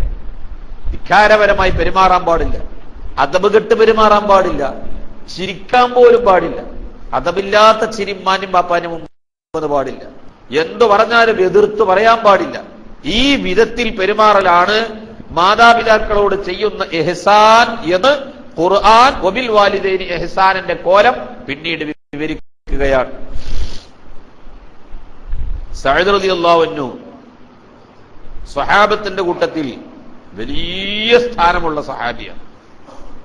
അള്ളാന്റെ റസൂലിനെ ഇത്രയും സ്നേഹിച്ച ഒരു സ്വഹാബി. സഹാബത്തിന്റെ ഓരോരുത്തരെ ചരിത്രം ഇങ്ങനെ നമ്മൾ നോക്കുമ്പോ അള്ളാന്റെ റസൂലിനോട് സഹാബിച്ച സ്നേഹത്തിന്റെ പെരുമാറ്റം, ഞാനിപ്പോ ഒരു 10-15 ദിവസം മുമ്പ് എന്തോ ഒരു മാറ്റർ തയ്യാറാക്കാൻ വേണ്ടിയിട്ട് ഞാൻ അങ്ങനെ വെറുതെ ഒരാളെ സഹായിക്കാൻ വേണ്ടിയിട്ട് മാറ്റർ ആവശ്യപ്പെട്ടപ്പോൾ തയ്യാറാക്കി കൊടുക്കാൻ വേണ്ടിയിട്ട് അള്ളാന്റെ റസൂലിനോട് സഹാബത്ത് കാണിച്ച വിവിധ സ്നേഹത്തിന്റെ കോലങ്ങൾ നോക്കിയപ്പോ എനിക്ക് കൺഫ്യൂഷനായി പോയി. ഇതിൽ അള്ളാന്റെ റസൂലിനെ ഏറ്റവും സ്നേഹിച്ചത് ആരാന്ന് പറയാൻ വിചാരിപ്പോയി. അത്രക്ക് ഓരോരുത്തരും ഓരോ കോലത്തിൽ റസൂലുള്ളാഹി അത്ഭുതകരമായ സഅദ് റളിയല്ലാഹു അൻഹുവിന്റെ സ്നേഹത്തെക്കുറിച്ച് ഖുർആനിൽ തഫ്സീറുകളിലൊക്കെ കാണാം. അറബ് ലോകത്ത് ഒരു ചൊല്ലാണ് സഅദ് ഉമ്മാനെ സ്നേഹിക്കുന്നത് പോലെ, സഅദ് ഉമ്മാനെ സ്നേഹിക്കുന്നത് പോലെ. അങ്ങനെ ഒരു പഴമൊഴിയാണ്, നാട്ടിലൊരു പൊതു സംസാരമാണ്. സഅദ് ഉമ്മാനെ സ്നേഹിക്കുന്നത് പോലെ, ഉമ്മ സഅദിനെ സ്നേഹിക്കുന്നത് പോലെ. അവർ തമ്മിൽ ഭയങ്കരമായ സ്നേഹമാണ്. ഈ സഅദ് റളിയല്ലാഹു അൻഹു ഇസ്ലാം മതം വിശ്വസിച്ചു എന്ന് കണ്ടപ്പോൾ മുശ്രിക്കുകൾ, മോനെ ഒന്നും കൂടി ഓടിയും കൂടുക നോക്കും, കൂടി നോക്കും. സഅദ് റളിയല്ലാഹു അൻഹു ഇസ്ലാം മതം വിശ്വസിച്ചു എന്ന് കണ്ടപ്പോ മുശ്രിക്കീങ്ങൾക്ക് വല്ലാത്ത അങ്കലാപ്പ്. കാരണം സഅദ് റളിയല്ലാഹു അൻഹു അത്യാവശ്യം തന്റെ ഏടിയാണ്, തിരിച്ചടി കിട്ടും. വല്ലതും അങ്ങോട്ട് കൊടുത്താൽ തിരിച്ചടി കിട്ടും. ബിലാൽ റളിയല്ലാഹു അൻഹു ചെയ്ത പോലെ ഒന്നും ചെയ്യാൻ പറ്റില്ല. സൽമാനുൽ ഫാരിസി കഴിഞ്ഞല്ലോ, ഒറ്റ പോയല്ലോ. സൽമാനുൽ ഫാരിസിയെ ചെയ്ത പോലെ ചെയ്യാൻ പറ്റൂല, ബിലാൽ റളിയല്ലാഹു അൻഹുവിനെ ചെയ്ത പോലെ ചെയ്യാൻ പറ്റൂല. പാവങ്ങൾ, അടിമകൾ, ചോദിക്കാൻ ആളില്ലാത്ത സാധുക്കൾ. ഇതങ്ങനല്ല, സഅദിനെ തൊട്ടാ വിവരം അറിയും. അതുകൊണ്ട് തന്നെ മുശ്രിക്കീങ്ങൾക്കിടയിൽ വലിയ അങ്കലാപ്പായി. സഅദ് മുഹമ്മദിനെ കൊണ്ട് വിശ്വസിച്ചല്ലോ സല്ലല്ലാഹു അലൈഹി വസല്ലം. ഇത് അവർക്കിടയിൽ വലിയൊരു ചർച്ച വന്നപ്പോ അവരെന്ത് തീരുമാനിച്ചു, ഇനിയിപ്പോ സഅദിനെ പിന്തിരിപ്പിക്കാൻ എന്താ മാർഗം? അങ്ങനെ അവർ തീരുമാനിച്ചു സഅദിന്റെ ഉമ്മാനെ കാണാൻ. ഉമ്മ പറഞ്ഞതിനപ്പുറം സഅദ് ചെയ്യൂല, സഅദ് പറഞ്ഞതിനപ്പുറം ഉമ്മയും ചെയ്യൂല. അതുകൊണ്ട് സഅദ് വീട്ടിലില്ലാത്ത സമയം നോക്കിയിട്ട് വീട്ടിൽ ചെന്നിട്ട് ഉമ്മാനെ കാണുക ഏറ്റവും നല്ല മാർഗം. സഅദ് റളിയല്ലാഹു അൻഹു വീട്ടിലില്ലാത്ത സമയം മുശ്രിക്കുകളുടെ നേതാക്കന്മാര് സഅദിന്റെ ഉമ്മാനെടുക്കൽ ചെന്നിട്ട് ഉമ്മാനോട് ചെന്നിട്ട് പെട്ടെന്ന് അവരെന്നെ പറയാതെ അവരിങ്ങനെ തലതാഴ്ത്തി ദുഃഖം കടിച്ചിറക്കിയിരിക്കുന്നത് പോലെ സഅദിന്റെ ഉമ്മ ചോദിച്ചു, എന്താ പ്രമുഖന്മാരെ, കാരണവന്മാരെ നിങ്ങൾ ഈ സമയത്ത് ഇവിടെ വരാൻ കാരണം? അവര് പറയുന്നു, ഒന്നുമില്ല, ഞങ്ങളൊരു പ്രത്യേക കാര്യം പറയാൻ വന്നതാ. എന്താ പ്രത്യേക കാര്യം? എന്താണ് നിങ്ങൾക്ക് ആവശ്യമുള്ളത് പറയൂ. നിങ്ങൾക്ക് മുഹമ്മദിനെ കൊല്ലാൻ വാള് വേണമോ? ആ റൂം നിറയെ വാളാ. നിങ്ങൾക്ക് മുഹമ്മദിനെ കൊല്ലാൻ പണം വേണോ? ഈ റൂം നിറയെ പണമാ. വേണ്ടതെടുത്തോ, ചോദിക്കേണ്ട ആവശ്യമില്ലല്ലോ. നിങ്ങൾക്ക് എന്താ ആവശ്യമെന്നാ പറ. ഒന്ന്, ഉമ്മ ഞങ്ങൾ എങ്ങനെയാണ് ഉമ്മാന്റെ മുമ്പിൽ അവതരിപ്പിക്കുക? അങ്ങയുടെ മകൻ സഅദ് എന്തേ, എന്റെ മോൻ സഅദിന് എന്തേ പറ്റിയത്? ഒന്നുമല്ല, ഉമ്മാന്റെ മകൻ സഅദ് മുഹമ്മദിനെ കൊണ്ട് വിശ്വസിച്ചു പോയി. അത് പറയാനാ ഞങ്ങൾ വന്നത്. ഞങ്ങൾക്ക് സഅദിനെ ഫേസ് ചെയ്യാൻ കഴിയില്ല, ഞങ്ങൾക്ക് സഅദിനെ പിന്തിരിപ്പിക്കാനും കഴിയില്ല. അത് ഉമ്മാക്ക് മാത്രമേ ഉമ്മ വിചാരിച്ചാൽ മാത്രമേ കഴിയൂ. അതുകൊണ്ട് ഉമ്മ സഅദിന്റെ കാര്യത്തിൽ വേണ്ട തീരുമാനമെടുത്തോ. ഇതും പറഞ്ഞ് സഅദ് വരുമ്പോഴേക്ക് തടി തപ്പണമെന്ന നിലക്ക് പെട്ടെന്ന് അവർ ഇറങ്ങിപ്പോയി. കുറച്ചു കഴിഞ്ഞപ്പോ ഉമ്മ അങ്ങനെ ദുഃഖിച്ചിരിക്കുന്ന ഉമ്മാന്റെ അടുക്കലേക്ക് സഅദ് കയറി വരുന്നു. സഅദ് റളിയല്ലാഹു അൻഹു കയറി വന്നപ്പോൾ ഉമ്മ മുഖം വീർപ്പിച്ചിരിക്കുകയാണ്, തിരിഞ്ഞു നോക്കണില്ല. സാധാരണ വന്നാ അങ്ങനെയല്ല ചെയ്യല്. എന്തോ ഉമ്മാക്കൊരു പന്തികേടുണ്ട് എന്ന് സഅദ് റളിയല്ലാഹു അൻഹു മനസ്സിലായി. ആരും മണ്ണെണ്ണ ഉറ്റിച്ചിട്ടുണ്ട് എന്ന് മനസ്സിലായി. ബഹുമാനപ്പെട്ട സഅദ് റളിയല്ലാഹു അൻഹു അതാ ആ ദുഃഖം കടിച്ചിറക്കിയ ഉമ്മാന്റെ മുഖത്ത് വന്നിട്ട് ചോദിക്കുന്നു, ഉമ്മ എന്താണ് നിങ്ങൾക്ക് പറ്റിയത്? എന്റെ ഉമ്മാൻ ആരാ വിഷമിപ്പിച്ചത്? എന്റെ ഉമ്മാനെ വിഷമിപ്പിച്ച ഒരാൾ അറബ് ലോകത്ത് ജീവിക്കാൻ ഈ സഅദ് സമ്മതിക്കൂല. എന്റെ ഉമ്മാൻ ആരാ വിഷമിപ്പിച്ചത്? പറയൂ. ഈ സന്ദർഭത്തിൽ ആ ഉമ്മ പറയുന്നു, മോനെ ഞാനൊരു വാർത്ത കേട്ടു, ലാത്തയാണ് സത്യം, മനാത്തയാണ് സത്യം, ഉസ്സയാണ് സത്യം, ആ വാർത്ത ശരിയാവരുത് എന്നാണ് എന്റെ പ്രാർത്ഥന. നീ മുഹമ്മദിനെ കൊണ്ട് വിശ്വസിച്ചോ? വിശ്വസിച്ചു എന്നാണല്ലോ ഞാൻ കേട്ടത്, ആ വാർത്ത ശരിയാണോ?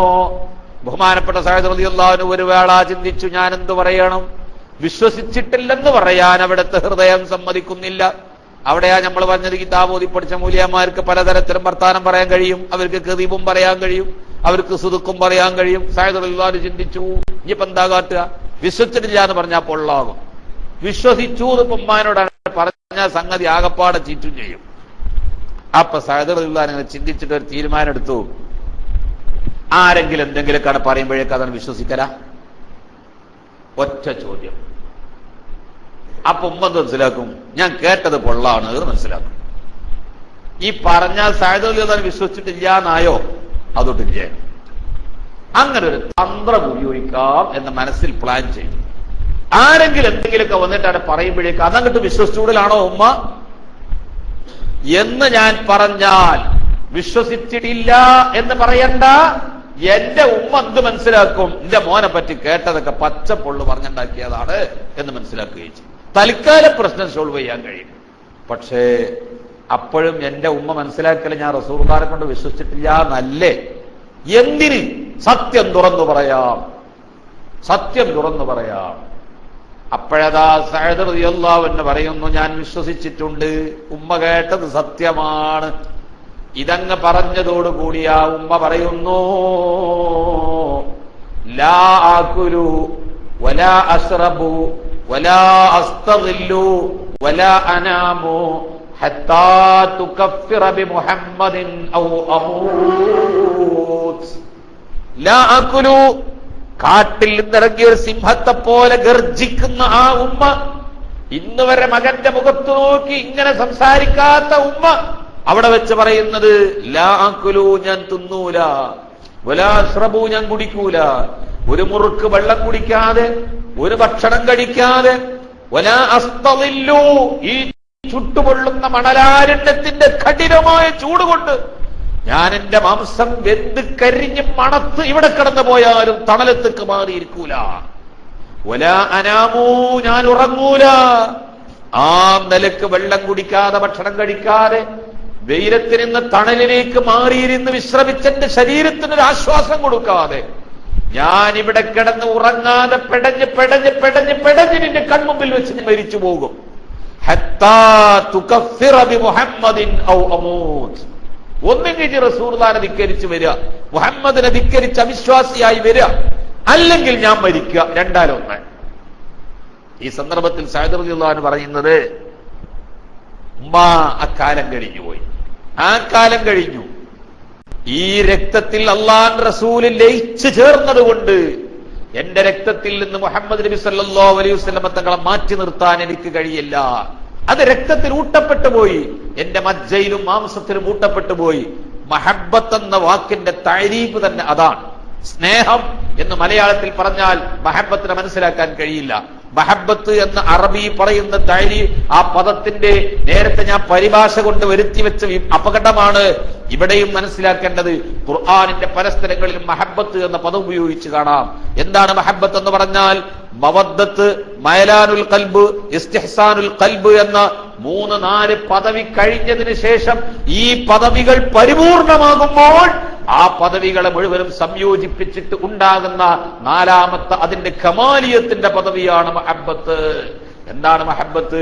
അത് രക്തത്തിലും മജ്ജയിലും മാംസത്തിലും ആത്മാവിലും ലയിക്കലാണ്. ആത്മാവിൽ ലയിച്ചാൽ ആത്മാവ്, അപ്പൊ നമ്മളെ ആത്മാവിലേക്ക് അല്ലാഹുവിന്റെ റസൂലിലാണ് മഹബ്ബത്തെങ്കിൽ അൻത മഅമൻ അഹ്ബബ്ത, നമ്മുടെ മഹബൂബ് എവിടെയാണോ ഹബീബും അവിടെയാണ്, ഹബീബ് എവിടെയാണോ മഹബൂബും അവിടെയാണ്. കാരണം ഇത് ആത്മാവിൽ ലയിച്ചു വേർപ്പെടുത്താൻ കഴിയാത്ത വിധത്തിലാണ്.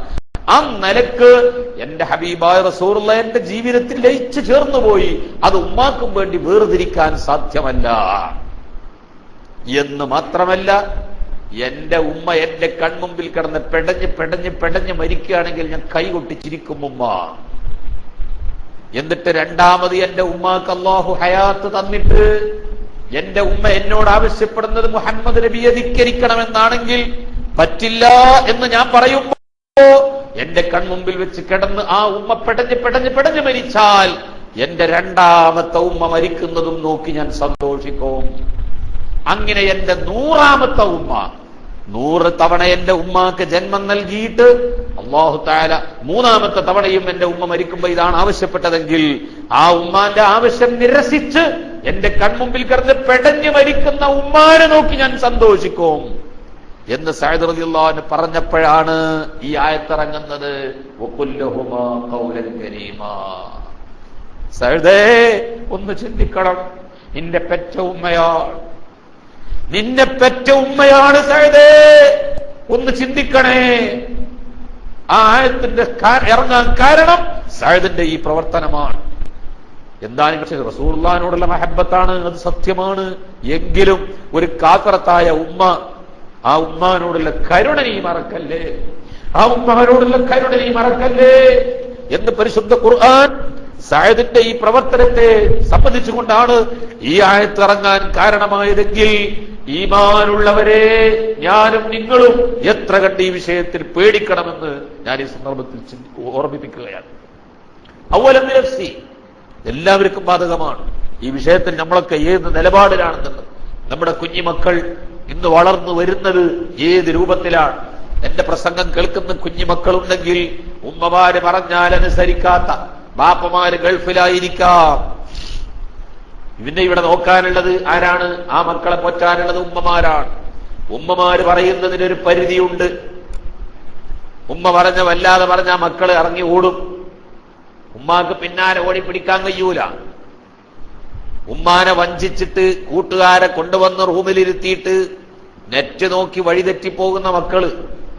പ്രിയപ്പെട്ട മക്കളെ, നിങ്ങളെ പോറ്റി വളർത്താൻ, നമ്മളെ പോറ്റി വളർത്താൻ ഈ ഉമ്മ കഷ്ടപ്പെട്ട കഷ്ടപ്പാട് മുഴുവനും മറന്നിട്ട് മോനൊന്ന് വളർന്നു കിട്ടിയെങ്കിൽ എന്റെ മോനൊന്ന് വലുതായെങ്കിൽ, അവൻ വലിയൊരു സ്ഥാനത്തെത്തിയെങ്കിൽ അവനെ കൊണ്ട് എനിക്ക് ഇന്ന ഗുണങ്ങൾ കിട്ടുമല്ലോ എന്ന് പ്രതീക്ഷിച്ച് നമ്മളെ പോറ്റി വളർത്തിയ നമ്മുടെ മാതാപിതാക്കൾ ആ ഒരു ഉന്നതമായ പദവിയിലേക്ക് എത്തുമ്പോൾ അവർ സന്തോഷിച്ചുകൊണ്ടൊരു ഭാഗത്തിരുന്നു കൊണ്ട് അത് അനുഭവിക്കേണ്ട കാലഘട്ടം വരുമ്പോൾ അവരെ മുഖത്ത് നോക്കി ധിക്കാരം പറഞ്ഞ് ഇറങ്ങിപ്പോകുന്ന മോനെ, ദുനിയാവിൽ നമ്മൾ ചെയ്ത എല്ലാ തെറ്റുകൾക്കും അല്ലാഹു തആല നമുക്കൊരു ശിക്ഷ വന്നിട്ടുണ്ട്. ആ ശിക്ഷ ആഖിറത്തിലേക്ക് നീട്ടിവെച്ചിട്ടുണ്ട് പലതുമെങ്കിൽ മാതാപിതാക്കളോട് അപമര്യാദയായി പെരുമാറിയതിന്റെ ശിക്ഷ ആഖിറത്തിൽ മാത്രമല്ല ദുനിയാവിൽ വെച്ചുകൊണ്ട് തന്നെ ആ ശിക്ഷ തരുന്നതോടുകൂടി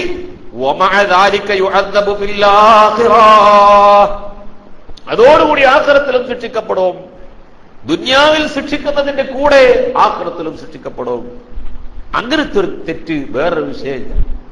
ഒരു തെറ്റ് ചെയ്തതിന്റെ ശിക്ഷ ദുനിയാവിലും കിട്ടും, അതോടുകൂടി ആഖിറത്തിലും കിട്ടും. അതുകൊണ്ട് ജീവിതത്തിൽ വളരെ ശ്രദ്ധിക്കണം, മേലിൽ നമ്മൾ വളരെ സൂക്ഷിക്കണം. ഒരുപാട് ഹക്കും ബാധ്യതയും അവർക്ക് നമ്മോടുണ്ട്. എത്രമാത്രം ഹക്ക്! ഒരു സാധനം ഒരാൾക്ക് ഹദിയ കൊടുത്താൽ ഹദിയ കൊടുത്ത സാധനം തിരിച്ചു വാങ്ങരുത് എന്നാണ്.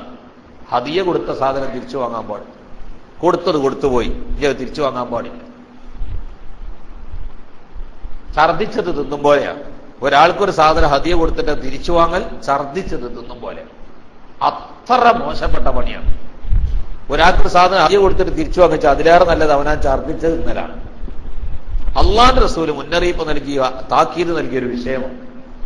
എന്നാ ഒരു സാധനം ഹദിയ കൊടുത്താൽ തിരിച്ചു വാങ്ങാൻ ആർക്കേ അവകാശമുണ്ടോ എന്നറിയൂ? ബാപ്പാക്കും ഉമ്മാക്കും. മക്കൾക്ക് വാപ്പിമ്മ ഒരു സാധനം കൊടുത്തിട്ട് ആ കൊടുത്ത സാധനം കേടുപാട് കൂടാതെ ഐനിഹി ആ സാധനം അപ്പടി ഉണ്ടെങ്കിൽ ഒരു സാഹചര്യം വന്നാൽ ആ മാതാപിതാക്കൾക്ക് മോനെ ആ സാധനം തിരിച്ചുതാ എന്ന് പറയാം. ഉമ്മ ഛർദിച്ചത് തിന്നും പോലെയല്ലേ ഹദിയ കൊടുത്ത സാധനം, അത് അവിടെ പറയരുത്, വേഗം കൊടുത്തേക്ക്. 10 സെന്റ് ഭൂമി ഉമ്മ നമ്മളെ പേരിൽ, വാപ്പ നമ്മളെ പേരിൽ എഴുതി വെച്ചിരുന്നു. എന്തോ സംഗതി വശാൽ അവര് നമ്മളെ പേരിൽ എഴുതി വെച്ചതാണ്. വലുതായപ്പോ ആ വാപ്പാക്ക് തന്നെ ആ സ്വത്തിന് ആവശ്യം വന്നു. മോനെ ആ 10 സെന്റ് ഇരിക്കുക, 10 സെന്റ് ഭൂമി അവിടെ കേടുപാട് കൂടാതെ ഉണ്ടെങ്കിൽ ഉടനെ തിരിച്ചു കൊടുത്തേക്കണം. അല്ലെങ്കിൽ ഭൗതിക കോടതി പോയ കോടതി വാങ്ങിക്കൊടുക്കും. ഭൗതിക കോടതി വാങ്ങിക്കൊടുക്കും. ഇന്ത്യ രാജ്യത്ത് സംഭവിച്ചു.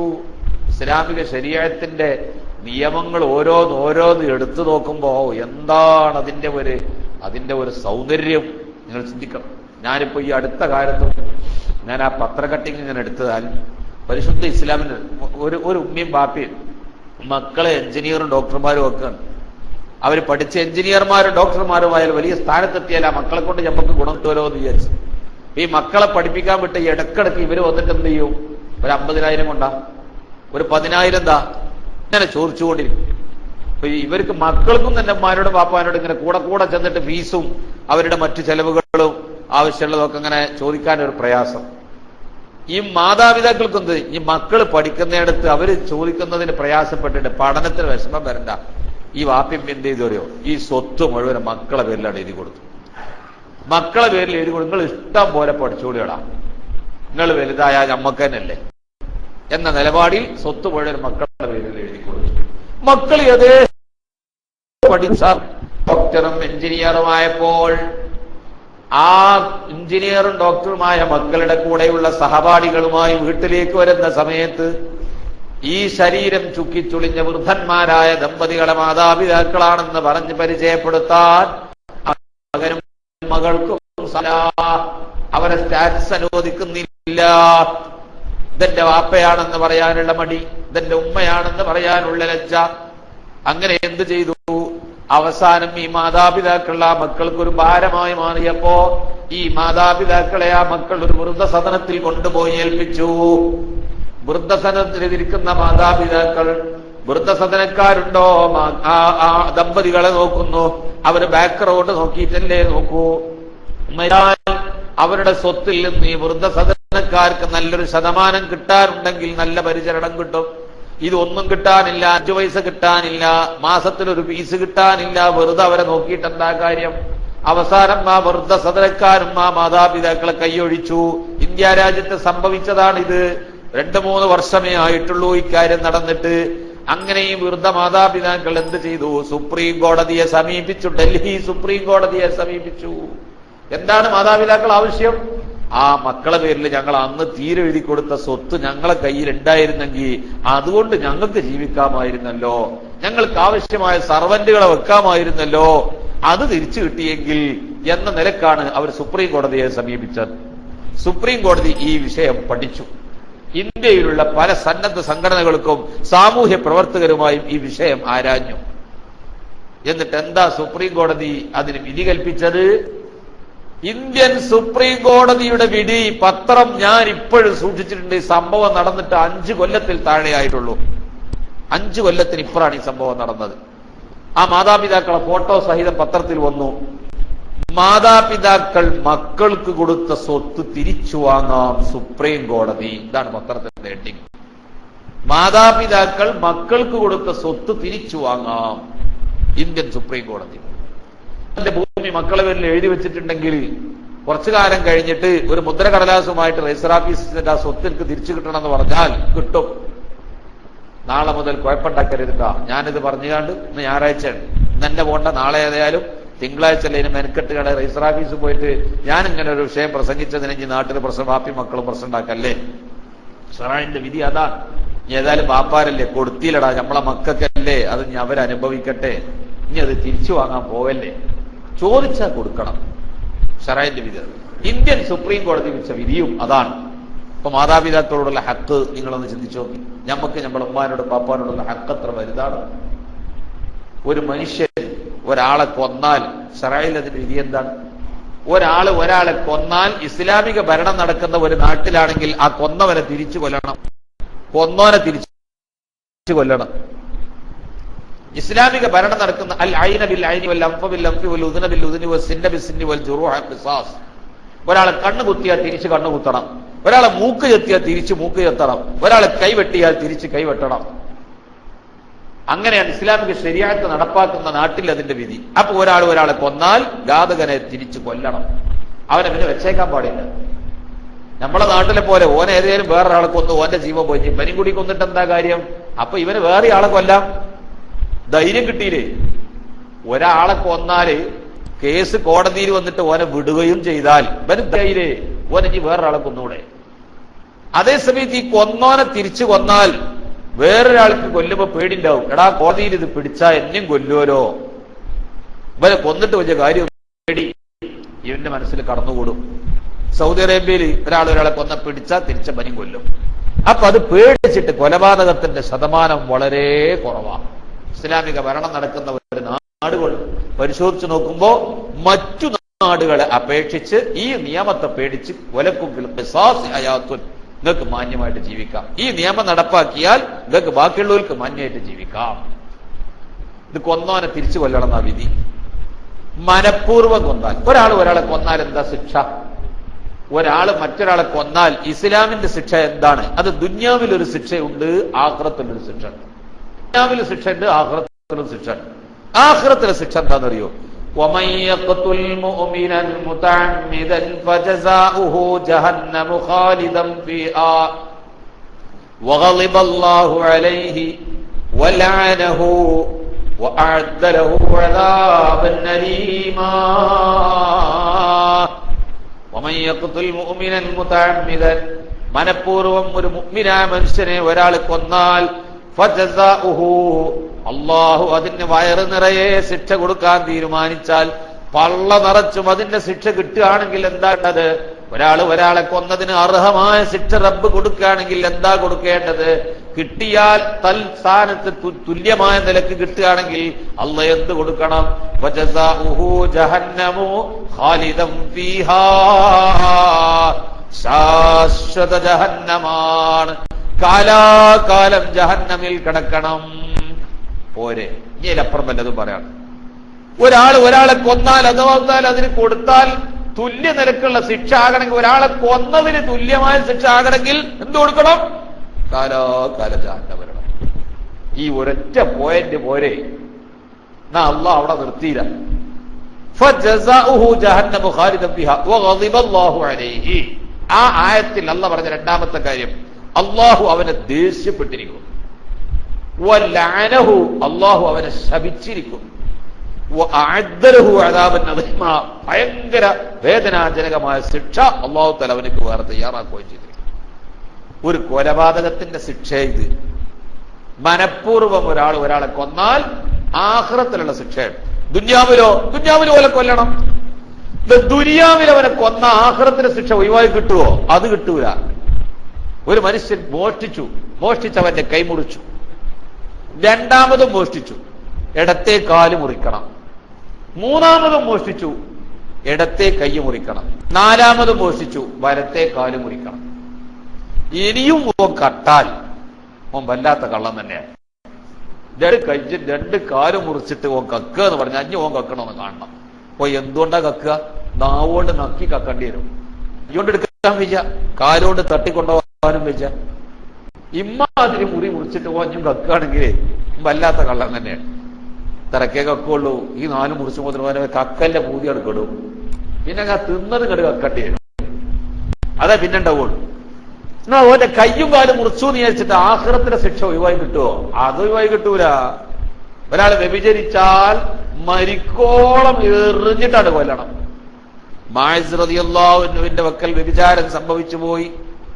മദീനയുടെ മറുവശത്ത് അല്ലാഹുവിന്റെ റസൂല് പറഞ്ഞു, ഈ പർവ്വതത്തിന് അവീർ പർവ്വതത്തിന്റെയും സൗർ പർവ്വതത്തിന്റെയും ഇടയിലുള്ള സ്ഥലമാണ് മദീന ഹറം. സൗർ പർവ്വതം സ്വർഗത്തിലെ, ഈ രണ്ട് പർവ്വതത്തിന്റെ ഇടയിലുള്ള സ്ഥലമാണ് മദീന ഹറം. അവീർ പർവ്വതം നരകത്തിന്റെ തൂണാണ്, ഞാനതിനെ വെറുക്കുന്നു. ഉഹദ് പർവ്വതം സ്വർഗത്തിന്റെ തൂണാണ്, ഞാനതിനെ ഇഷ്ടപ്പെടുന്നു. ഈ അവീർ പർവ്വതത്തിന്റെ സമീപത്ത് ചെന്നാൽ ഇന്നും ആ സ്ഥലം അടയാളപ്പെടുത്തിയിട്ടുണ്ട്. പുരാവസ്തു ഗവേഷണം വന്നതോടുകൂടി, പുരാവസ്തു സംരക്ഷണ വകുപ്പ് വന്നതോടുകൂടി മദീനത്ത് ഈ സ്ഥലങ്ങളൊക്കെ അടയാളപ്പെടുത്തി സനദായി. അവിടൊക്കെ ബോർഡേരി വരെ അതായത് സനദ്. ആ പുരാവസ്തു ഗവേഷണ വകുപ്പ് എഴുതി വെച്ചു, ഈ സ്ഥലം മാഇസ് റളിയല്ലാഹു അൻഹുവിനെ എറിഞ്ഞു കൊന്ന സ്ഥലമാണ്. ഒരു പർവ്വതത്തിന്റെ മുകളിൽ വെച്ചിട്ട് സ്വഹാബത്ത് അങ്ങ് കല്ലെടുത്ത് എറിയാൻ തുടങ്ങി. പച്ച ശരീരത്തിൽ കട്ടിയുള്ള കരിങ്കൽ പീസ് വന്ന് വധിച്ചപ്പോ ഏറുകൊണ്ടിട്ട് സഹിക്കവയ്യാതെ ഓടി, പിന്നാലെ ഓടിയെറിഞ്ഞു.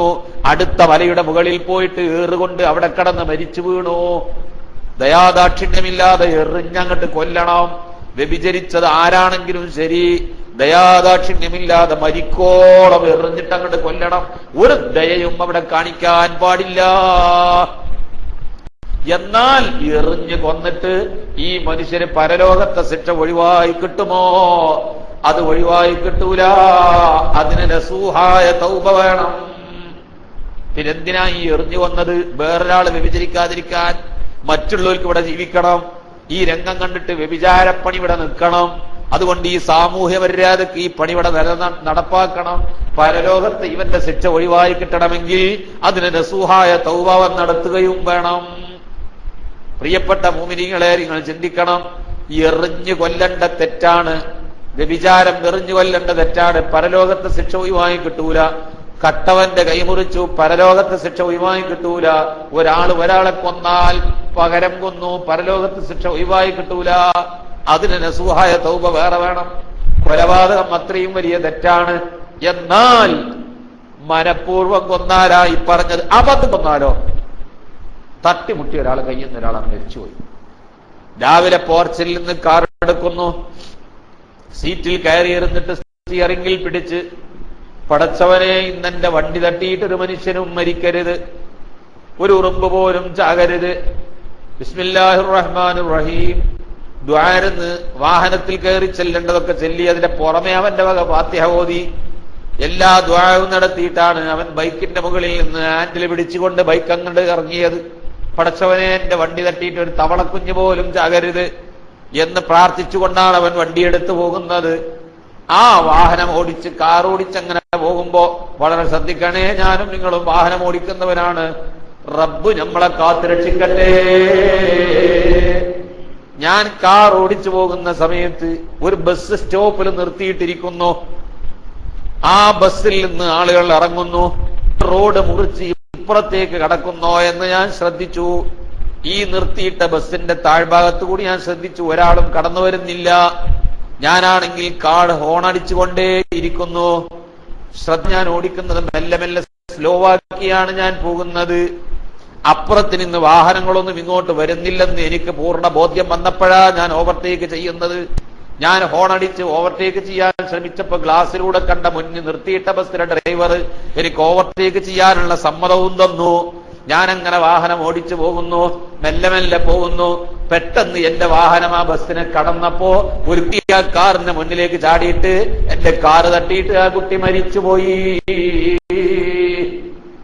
എന്താ ഇസ്ലാം പറഞ്ഞത്? എന്റെ കാറെടുത്ത് പോകാൻ പറ്റുമോ? ബൈക്ക് എടുത്ത് പോകാൻ പറ്റുമോ? വണ്ടി സൈഡാക്കടാ, തീരുമാനാക്കിയിട്ട് പോയാ മതി. വമൻ ഖതഅ, അബദ്ധത്തിൽ ഒരാൾ മരിച്ചാൽ ഫതഹരീറു റഖബത്തിൻ മുഅ്മിനാ, ഇത് ഖുർആന്റെ നസ്സല്ലേ?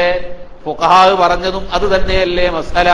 ഒരു മനുഷ്യൻ കാട്ടിലേക്ക് പോയിട്ട് ഒരു മാനിനെ വേട്ടയാടാൻ പോയി, തോക്ക് പിടിച്ചിട്ട് ആ മാനിന്റെ നേരെ ഇങ്ങനെ പിടിച്ചു.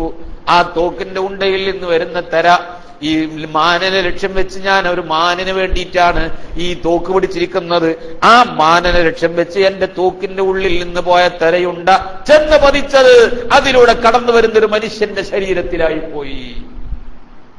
ഞാൻ ഒരിക്കലും അയാളെ കൊല്ലാൻ വിചാരിച്ചിട്ടില്ല, അയാളെ ഞാൻ വേട്ടയാടാനും വിചാരിച്ചിട്ടില്ല. ഞാൻ ലക്ഷ്യം വെച്ചത് ആ മാനിനെ. ആ മാനിനെ പിടിക്കാനാ ഞാൻ വെടിയുണ്ട ഉതിർത്ത് വിട്ടത്. പക്ഷെ കൊണ്ടത് ഒരാളെ മേത്തായി പോയി. ഖതഅൻ, കൊലപാതകന്നല്ലേ അതിന് പറയാ? ഫിഖ് പറഞ്ഞ ഉദാഹരണല്ലേ ഇത്? ഈ കൊലപാതകം ഇവിടെ നടക്കണ വാഹനങ്ങളുടെ കാര്യങ്ങൾ ശ്രദ്ധിക്കണേ. ബൈക്കും കൊണ്ട് ഓടിച്ചു പോകുന്നവര്, കാർ ഓടിച്ചു പോകുന്നവര്. ഈ കഴിഞ്ഞ വർഷം കേരളത്തിൽ നടന്ന അപകടങ്ങൾ 80% അപകടങ്ങൾ അനാസ്ഥ കൊണ്ടാണെന്ന് പത്രം റിപ്പോർട്ട് ചെയ്തു. ആകെ അപകടങ്ങളിൽ 80% ബൈക്ക് അപകടമാണ്. അത് അനാസ്ഥ കൊണ്ടാണ് കൂടുതലും സംഭവിച്ചത്. അങ്ങോട്ട് പോവന്നെ. ലിമിറ്റഡ് സ്റ്റോപ്പ് കോഴിക്കോട് നിന്ന് വിളിക്കുന്നത് 2 മണിക്കൂർ കൊണ്ട് ഗുരുവായൂർ എന്നാ. 2 മണിക്കൂർ കൊണ്ടൊന്നും ഓടി എത്തൂല, പക്ഷെ വിളിക്കൽ അങ്ങനെയാ, 2 മണിക്കൂർ കൊണ്ട് ഗുരുവായൂർ. എന്നാ നമ്മൾ അതിലാ കേറുക. എന്തിനായി കയറിയത്? അപ്പുറത്തൊരു അപകടം നടന്നു കാണാൻ പോവാണ്, അതിനേക്കാൾ സ്പീഡിലെ വണ്ടിയിൽ. ഇമാതിരി വാഹനം സ്പീഡ് കൂട്ടി. എന്തേ ലിമിറ്റഡ് സ്റ്റോപ്പിന് എന്താ പേടിക്കാനുള്ളത്? വണ്ടി തട്ടിയാ അത് വണ്ടിന്റെ ഓണറായിക്കോളും കേസ്. ഇൻഷൂർ കമ്പനി കാശ് കൊടുക്കും ചെയ്തോളും. ഇവന് വല്ലതും പേടിക്കണോ? പടച്ചവനെടുത്ത് പേടിക്കേണ്ടി വരും. കൊന്നവൻ ഇവനാണ്. അള്ളാന്റെ മുമ്പിൽ ഇവൻ സമാധാനം പറയേണ്ടി വരും. ഇവിടെ ഇപ്പൊ തൽക്കാലം ഇൻഷൂർ കമ്പനി കാശ് കൊടുക്കും. ഫതഹരീറു റഖബത്തിൻ മുഅ്മിന, 2 ലക്ഷം ഉറുപ്പ്യാണ് കൊടുക്കണമെന്നാ. ഒരടിമയെ എഴുത്തുക്ക് ചെല്ലാൻ, അത് ലക്ഷത്തിന്റെ കൃത്യം ഞാൻ പറഞ്ഞു, നിങ്ങളാരും ഇനി പിടികൂടണ്ട, അത് ചിലപ്പോ 1 ലക്ഷമോ 50,000 ഒക്കെ ആയി മാറാം. ഒരടിമയെ മോചിപ്പിക്കാൻ ആവശ്യമായ പണം എത്ര വരുമോ അത്ര പൈസ കൊടുത്തേക്കണം. അബദ്ധത്തിൽ മരിച്ചാൽ അപ്പൊ മനഃപൂർവ്വം കൊന്നാൽ, അബദ്ധത്തിൽ കൊന്നാൽ വിഷയം വേറെ വഴിക്ക് എത്തിപ്പെട്ടോ, നമ്മൾ എവിടെയോ എത്തി. ഞാൻ വിഷയത്തിലേക്ക് തിരിച്ചു വരികയാണ്. ഒരാളെ കൊന്നാ പകരം കൊല്ലണം. കോടതിയിൽ കേസ് വാദിച്ച് വിചാരണ നടത്തി നോക്കുമ്പോൾ ഒരാളെ കൊന്നിട്ടുണ്ട്, ശരിയാ. പക്ഷെ കൊന്നത് ബാപ്പ മോനെയാണ്. അതിനാ ഞാൻ ഇത്രയും പറഞ്ഞത്. കൊന്നത് ബാപ്പ മോനെയാണ്. ഇസ്ലാമിക ജഡ്ജി പറയും വെറുതെ വിട്ടാളാന്ന് പറയും. ബാപ്പാനെ ഖിസാസ് എടുക്കാൻ പാടില്ല. നിങ്ങൾക്ക് ഞാൻ വാപ്പാനെ ഖിസാസ് എടുക്കാൻ പാടില്ല പെട്ടെന്നാണ് പറഞ്ഞ. ഈ മൂല്യമാർക്ക് ഞാൻ അത് പറഞ്ഞതിന് മുമ്പേ സംഗതി തിരിയും. പക്ഷെ നാടന്മാർക്ക് തിരിയില്ല, സാധാരണക്കാരനത് മനസ്സിലാവില്ല. അവർക്ക് മനസ്സിലാകാനാണ് ഞാൻ ഇതിന്റെ ഗൗരവം ഇത്രയും വിശദീകരിച്ചത്. ഞാൻ മനഃപൂർവ്വം വിഷയത്തിൽ നിന്ന് കുറച്ച് വ്യതിചലിച്ചു പോയത്. നിങ്ങൾക്ക് ഈ ഖിസാസ്, ബാപ്പാനെ ഖിസാസ് എടുക്കൂലെന്ന് പറഞ്ഞാൽ എന്താന്ന് മനസ്സിലാവണ്ടേ? ഒരു ഖിസാസ്, ഒരാളെ കൊലപാതകത്തിന്റെ ഗൗരവം എന്താന്ന് തിരിയണ്ടേ? അപ്പോഴല്ലേ ഒരു ജനാധിപത്യ രാജ്യത്തെ മോനെ കൊന്ന നാളെ കോടതിയിൽ പോണ്ടെന്നാ എന്നെ പറയരുത്. ഞാൻ ഖിസാസ് ഇല്ലാന്ന് പറഞ്ഞാൽ ബാപ്പ മക്കളെ കൊല്ലാൻ നിൽക്കണ്ട. ഇത് ഇന്ത്യൻ ജനാധിപത്യമാണ്. ഇവിടെ നിങ്ങളെ കോടതി ശിക്ഷിക്കും. ഇവിടെ നമുക്കതിന് അധികാരമില്ല. അത് ഇസ്ലാമിക ഭരണകൂടം നടക്കണ സൗദി അറേബ്യയിലാണ് ഒരു ബാപ്പ മോനെ കൊന്നത്. ബാപ്പാനോട് വെറുതെ വിടും. എന്ത്? ഈ മകൻ ഉണ്ടാവാൻ കാരണക്കാരനായ ബാപ്പ ഈ മകന്റെ കാരണത്താൽ ഇല്ലാതെയാവരുത് എന്നാ ഫിഖ്ഹിന്റെ ഖിസാസിന്റെ അധ്യായത്തിൽ പഠിപ്പിച്ചത്. കിതാബുകളൊക്കെ നോക്കിയാൽ ഖിസാസിന്റെ അധ്യായത്തിൽ കാണാം, ഈ മകൻ ഉണ്ടാവാൻ കാരണക്കാരൻ ഈ ബാപ്പല്ലേ. ഇപ്പൊ ഈ മകൻ കാരണം ആ ബാപ്പ ഇല്ലാതാകാൻ പാടുണ്ടോ? അതുകൊണ്ട് ഖിസാസ് എടുക്കൂല. ഇത്രയും ഹക്ക് നമ്മളെ വാപ്പമാർക്ക് നമ്മളിലുണ്ട്. കൊന്നാലും ശരി ചോദ്യം ചെയ്യാൻ പാടില്ലാത്ത അവകാശം മാതാപിതാക്കൾക്ക്. ഇങ്ങനത്തെ മാതാപിതാക്കളോട് നമ്മളെ പെരുമാറ്റം എങ്ങനെയാവണം? ഞാൻ നിർത്തുന്നു. വിഷയമൊന്നും എവിടെ എത്തില്ല. ഞാൻ ആ ആയത്തിന്റെ ഇഹ്സാൻ പറഞ്ഞിട്ട് അതിന്റെ ബാക്കി പറയാൻ സമയമുണ്ടാവും. എല്ലാ വിഷയവും അങ്ങനെ തന്നെ. ഇവിടെ എഴുതി വെച്ച നോട്ടീസുകൾ കാണിച്ച ഓരോ വിഷയങ്ങളും അത് ഒരു വിഷയം ഒരാഴ്ച പറയാൻ തരണം. ഒരു വിഷയം ഒരാഴ്ച പറയാൻ അനുവദിക്കണം. എന്നാൽ കുറച്ചെന്തെങ്കിലുമൊക്കെ പറഞ്ഞിട്ട് എവിടെയെങ്കിലും എത്തിച്ചിട്ട് എന്തെങ്കിലുമൊക്കെ പഠിക്കാം. മറ്റത് സാധാരണ നമുക്കൊരു പറയട്ടെ, സമയമില്ലാത്തതോട് ചുരുക്കുന്നു. എന്തിനാ പത്ര ഇടങ്ങാറാകേണ്ട ആവശ്യം? സമയമായിട്ട് ഉപയോഗിച്ചൂടെ? നമുക്ക് റമദാൻ മാസം 30 ദിവസം ഉണ്ടല്ലോ. 30 വിഷയം വേണ്ടാന്നല്ലേ ഉള്ളൂ. ഒരുള്ള വിഷയം എന്താക്കുക, അത് അതിന്റെ ജീവൻ പറഞ്ഞാണ് തീർത്താൽ ആ ഒരു വിഷയം. ഇപ്പൊ നമ്മളെന്നാ ഈ എഴുതിയ 30 ദിവസം കൊണ്ട് വേറൊരു ഗുണമുണ്ട്. എന്താണെന്നറിയോ? 30 ദിവസത്തെ വിഷയങ്ങളും ഗംഭീരമാണ്. പഠിച്ചവരെ, ഞാൻ അത് പഠിക്കണമല്ലോ. ഇത്ര ഇപ്പൊ സംഘാടകരും അതോട് ഉദ്ദേശിച്ചിട്ടുള്ളൂ. നമ്മളെ സംഘാടകരും എത്രയേ ഉദ്ദേശിച്ചിട്ടുള്ളൂ? ഇത്രയൊക്കെ ഗൗരവമുള്ള അനവധി വിഷയങ്ങളുടെ ഒരു സമാഹാരമാണ് ഇസ്ലാം. എനിക്കെന്തറിയാം? അപ്പൊ ആ ഓരോ വിഷയത്തെ പറ്റി ഇനി മുതൽ ഈ റമദാൻ കഴിയുന്നതോടുകൂടി നിങ്ങൾ ഓരോ വിഷയവും സെപ്പറേറ്റ് പഠിക്കാൻ തയ്യാറാവണം. മാതാപിതാക്കളോടുള്ള ഹക്ക്. മക്കൾ, നമുക്ക് പരാതി ഉണ്ട്, എന്റെ കുട്ടി ഞാൻ പറഞ്ഞാൽ കേൾക്കണില്ല. എന്റെ കുട്ടിക്ക് അറിയോ ഞാൻ ആരാന്ന്? നമ്മൾ പഠിപ്പിച്ചു കൊടുത്തിട്ടുണ്ടോ? മദ്രസയിൽ വെച്ചിട്ട് മാതാപിതാക്കളോടുള്ള ഹക്ക് കുറേ പഠിപ്പിക്കുന്നുണ്ട്. അതിന് മദ്രസ പഠിക്കാൻ സമയമുണ്ടോ? മദ്രസയിലേക്ക് വിടാറുണ്ടോ? 12 വയസ്സ് പ്രായമാകുമ്പോഴേക്ക് കുട്ടിന്റെ മദ്രസ പഠനം കഴിഞ്ഞിട്ട് ഇവന് സ്കൂളല്ലേ നമ്മൾ പഠിപ്പിച്ചിട്ടുള്ളൂ. സ്കൂളിൽ നിന്ന് ഒരു പീരീഡിന്റെ അമ്മയും ബാപ്പി ആരാന്ന് പഠിപ്പിച്ചിട്ടുണ്ടാ?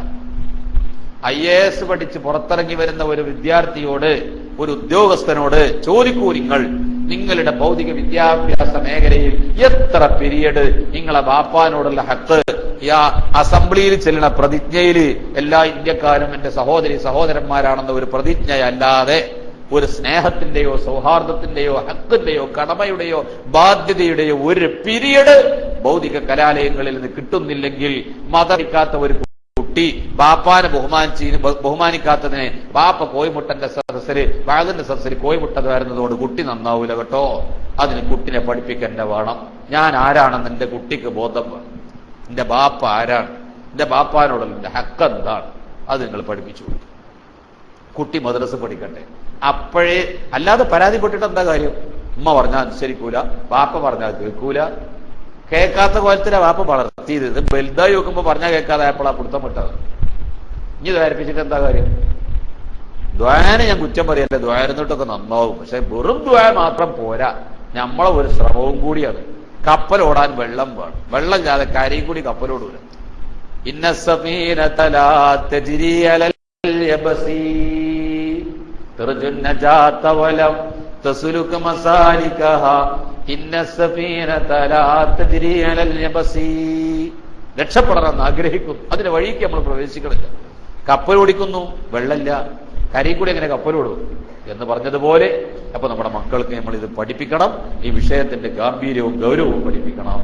ബഹുമാനപ്പെട്ട അൽഖമത്ത് റളിയല്ലാഹു അൻഹു എല്ലാവർക്കും അറിയുന്ന ചരിത്രമാണ്. നല്ല ഇബാദത്തുകാരനാണ്, അല്ലാഹുവിന്റെ റസൂലിന്റെ സ്വഹാബിയാണ്, വളരെ തഖ്വയോടെ ജീവിച്ച മനുഷ്യനാണ്. രോഗം അതികലശലായി കിടന്നപ്പോ മക്കൾ ചെന്നിട്ട് അല്ലാഹു റസൂലിനോട് പറഞ്ഞു, നബിയേ ഞങ്ങളെ വാപ്പ മരിക്കാൻ പോവാണ്. എന്തൊക്കെയാണ് അന്ത്യോപചാര കർമ്മങ്ങൾ, മരണവുമായി ബന്ധപ്പെട്ട കർമ്മങ്ങൾ എന്തൊക്കെയാണ് എന്നൊന്ന് ഞങ്ങളെ വാപ്പാക്ക് ചെയ്തു തരാൻ വേണ്ടി ഇവിടെ നിന്ന് പരിചയമുള്ള ആരെങ്കിലും പറഞ്ഞയച്ചു തരണം.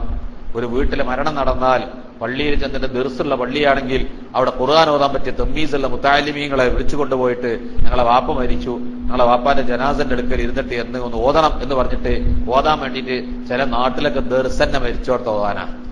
അതന്നെ ഹുർമത്ത് ജാതെ വെറും മരിച്ചോടത്ത് ഓതാൻ മാത്രം ദിർസ് മരിച്ചോടത്ത് ഓതാനല്ല, ദിർസിലെ കുട്ടികളെ മരിച്ചോടത്ത് ഓതാനും ഉപയോഗിക്കാം, അത് ഉപയോഗപ്പെടുത്താം. നമ്മളെ മക്കൾ തന്നെ അവിടെ ഉള്ളവര് മുസാബ് എടുത്തിട്ടുണ്ട് ഓത് തന്നെ. ഇത് ദിർസിലെ മുത്താലിമിങ്ങൾ ദിർസില്ലാന്നുണ്ടെങ്കിൽ ആ മരിച്ചോടത്ത് പിന്നെ ഓത്തില്ല എന്ന് പറഞ്ഞാൽ ആ നാട്ടിലൊരു മനുഷ്യൻ ഖുർആൻ ഓതാൻ പറ്റിയില്ല എന്നാവൂലേ? ആ നാടിന് അപമാനമല്ലേ അത്? ഈ ദിർസിലെ ഒരു 10 പാവം മുത്താലിമി നിങ്ങൾക്ക് ചീത്ത അറിയാനും വേണം. ആ മുത്താലിമിങ്ങള് നിങ്ങളെ വാപ്പ വെച്ചാൽ ഓതാനും വേണം ഐറ്റങ്ങള്. എന്നാ പോകുമ്പോ കൈ നിറച്ചെന്തെങ്കിലും കൊടുക്കുവോ? അതുമില്ല. ഒരു 25 ഉറുപ്പ്യം കൊടുത്തിട്ട് മതിയെ പടച്ചോ തരും, പടച്ചോ നോക്കും തരും, ഈ കൊടുത്തീന് പടച്ചോ വേറെ തരും. അവിടൊക്കെ നല്ലോണം സന്തോഷപ്പെടുത്തി കൊടുക്കണം, അപ്പോഴേ ആ അപ്പാക്കും അതോട് കാര്യമുള്ളൂ. അല്ലെങ്കിൽ ഈ ഓതിയ കുട്ടികളെ രാത്രി പതിരാക്ക് നട്ടപ്പതിരാക്ക് കൂർക്കം വെച്ച് ഉറങ്ങണ നേരത്തേക്കാരം വിളിച്ചോണ്ടിട്ട് അയാളെ വാപ്പ മരിച്ചിട്ട് അറിയാം. എന്നിട്ട് ആ മസ്ജിദിന്റെ അടുത്ത് പോയിരുന്നിട്ട് ഈ കുഞ്ഞു മക്കൾ ഓതണം. നിങ്ങളെ കുട്ടി ഒരു ദിവസം ഓതാൻ പോവാണ്, നിങ്ങളെ കുട്ടി അവര് മരിച്ചോടത്ത് ഓതാൻ നിങ്ങളെ പറഞ്ഞേക്കുമ്പോൾ നിങ്ങളെ കൽബന്ധേക്കാരൻ. ഈ കുട്ടി വന്നില്ലെങ്കിൽ നിങ്ങൾ കുറ്റം പറയുമല്ലോ. സ്ഥാനത്ത് നിങ്ങളെ മോനെയാണ് നട്ടപ്പാതിരാക്ക് വന്നിട്ട് 12 മണിക്ക് വിളിച്ചിട്ട് ഏതോ ഒരു ദർശനം പോയിണ്ട് ആ കുട്ടി ഓതാൻ, എന്നിട്ട് അവിടുന്ന് വിളിച്ചെടുത്തിട്ട് ആ കുട്ടിനെ കൊണ്ടുപോയിട്ട് ഓദിപ്പിക്കാൻ പോയിട്ട് ആ കുട്ടി പോയില്ലെങ്കിൽ ആ നാട്ടുകാർ കുറ്റം പറഞ്ഞാൽ നിങ്ങൾ ഏത് നിലക്കായിരിക്കും അതിനെ പ്രതികരിക്കുക എന്ന് ആ കുട്ടിന്റെ കാര്യത്തിൽ നിങ്ങളോട് ചിന്തിച്ചാൽ മതി. അപ്പൊ ഇങ്ങനെ മരിച്ചോടത്ത് ഓതാൻ മാത്രം ദർസാകുന്ന ഒരു സ്വഭാവം അത് പോണം. ദർസിലെ കുട്ടികളെ മരിച്ചോടത്ത് ഓതാനും നമുക്ക് ഉപയോഗപ്പെടുത്താം. അങ്ങനെ ദർസ് എന്തിനാ? ദർസ് ആ ദർസിലൂടെ ഇൽമും തഖ്വയും ഈമാനും നാടിനും സലാഹിയത്തിനും എല്ലാവർക്കും അത് ഉപകാരപ്പെടാം. എന്തിനാ ഞാനത് പറഞ്ഞത്? എന്തിമെന്ന് അങ്ങോട്ട് ചാടിയത്? ഞാനിപ്പോ ഈ പറഞ്ഞ മാതിരി തന്നെ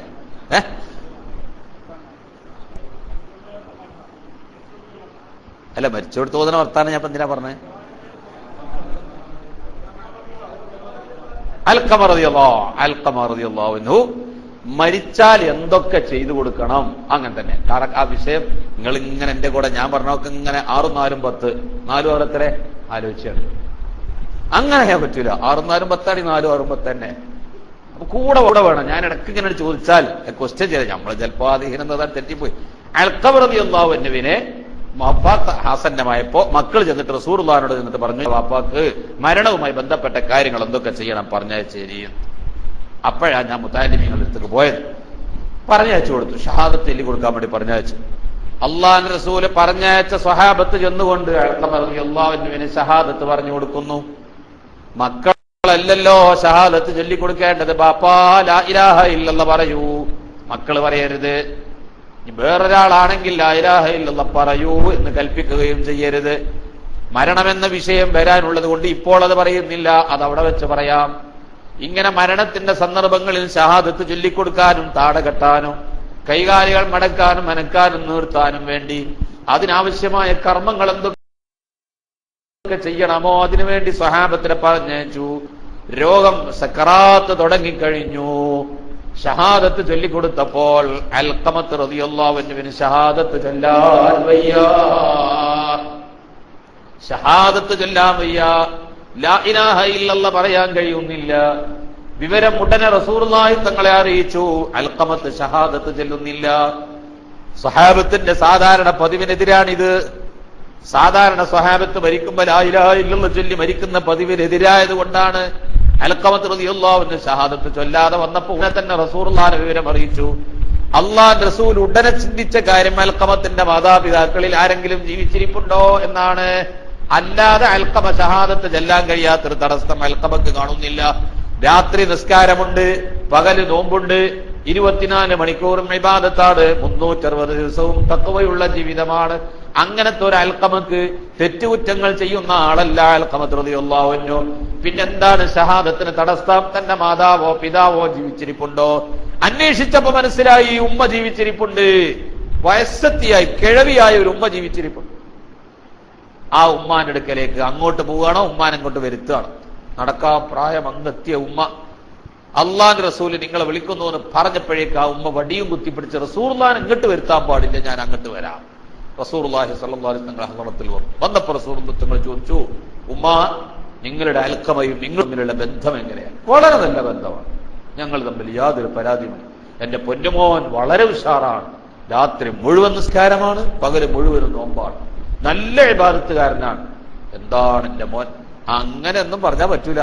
നിങ്ങളെ മോൻ നിങ്ങളും തമ്മിൽ എന്തോ ഒരു ചെറിയ ഒരു അസ്വാരസ്യമുണ്ട്, അതുകൊണ്ടാണ് അൽഖമക്ക് ഷഹാദത്തെല്ലാം കഴിയാത്തത്. നബിയേ ഒന്നുമില്ല നബിയേ, ഞങ്ങൾ തമ്മിൽ ഇന്ന് വരെ ഒരു പ്രശ്നവുമില്ല. അത് പറഞ്ഞാൽ പറ്റൂല, നിങ്ങൾ തമ്മിൽ എന്തോന്നുണ്ട്, അതുകൊണ്ടാണ് അൽഖമക്ക് ഷഹാദത്ത് പറയാൻ പറ്റാത്തത്. അപ്പൊ ഈ ഉമ്മ ഓർത്തെടുത്തു, ഈ ഉമ്മ ഓർമ്മയിൽ നിന്ന് തപ്പിത്തടഞ്ഞെടുത്തു. എന്ത്? ഞാനും എന്റെ മകനും തമ്മിൽ ഒരു ചെറിയ പ്രശ്നമുണ്ട്. എന്താ പ്രശ്നം? എന്റെ മകനാണ് എനിക്ക് സാധാരണ വസ്ത്രം ഉണ്ടാക്കാറുള്ളത്. പെരുന്നാൾ വരുമ്പോഴും അതുപോലത്തെ സന്ദർഭങ്ങളിലൊക്കെ പുതുവസ്ത്രങ്ങൾ വാങ്ങിത്തരുന്നതൊക്കെ എന്റെ മോനാ. എനിക്ക് ഭക്ഷണം തരുന്നത് എന്റെ മോനാ. മകൻ വിവാഹം ചെയ്ത് അവന്റെ ഭാര്യയ്ക്കും ഭക്ഷണം ഉണ്ടാക്കി വസ്ത്രം കൊടുക്കുന്നതും അവനാ. രണ്ടുപേർക്കും അവർ വസ്ത്രം ഉണ്ടാക്കി കൊടുക്കും. ഒരിക്കൽ അവൻ വസ്ത്രം ഉണ്ടാക്കി എന്റെ കയ്യിൽ കൊണ്ടുവന്ന് തന്നപ്പോ അവന്റെ ഭാര്യക്ക് എന്നേക്കാൾ മുന്തിയ വസ്ത്രമാണോ അവന്റെ ഭാര്യക്ക് ഉണ്ടാക്കിയത് എന്നൊരു തോന്നൽ എന്റെ ഹൃദയത്തിൽ വന്നിട്ടുണ്ട്. അല്ലാഹു റസൂൽ പറഞ്ഞു, മതി, അത് തന്നെ, അത് മതി. നിങ്ങൾ ആ ഒരു തോന്നലാ ഇപ്പൊ അൽഖമനെ വിഷമിപ്പിച്ച. എന്തേ തോന്നിയത്? എന്റെ അൽഖമ ഇബാദത്തിൽ അങ്ങേയറ്റമാണ്, എന്റെ എല്ലാം നോക്കുന്ന ആളാണ്. പക്ഷേ എന്റെ അൽഖമ ഒരിക്കൽ അവന്റെ ഭാര്യക്ക് വസ്ത്രമുണ്ടാക്കിയതിനേക്കാൾ അല്പം താഴ്ന്നതായി പോയോ എനിക്കുണ്ടാക്കിയത് എന്ന് എനിക്ക് തോന്നിപ്പോയി. അങ്ങനെ ഒരു വേദന എന്റെ മനസ്സിൽ വന്നിട്ട് ഞാൻ പറഞ്ഞിട്ടുമില്ല, മോൻ എന്നോട് അങ്ങനെ കാട്ടിയിട്ടില്ല, അങ്ങനെ സാധാരണ ചെയ്യലില്ല. പക്ഷെ എനിക്ക് അങ്ങനെ ഒരു തോന്നൽ വന്നു. ഉടനെ അല്ലാഹു റസൂൽ പറഞ്ഞു, ഉമ്മാ അത് തന്നെയാണ്, സത്യമാണ് നിങ്ങൾ പറഞ്ഞത്. അതുകൊണ്ടാണ് നിങ്ങളെ മോനെ മരണത്തിന്റെ സമയത്ത് ഷഹാദത്തെല്ലാം തടസ്സപ്പെട്ടത്.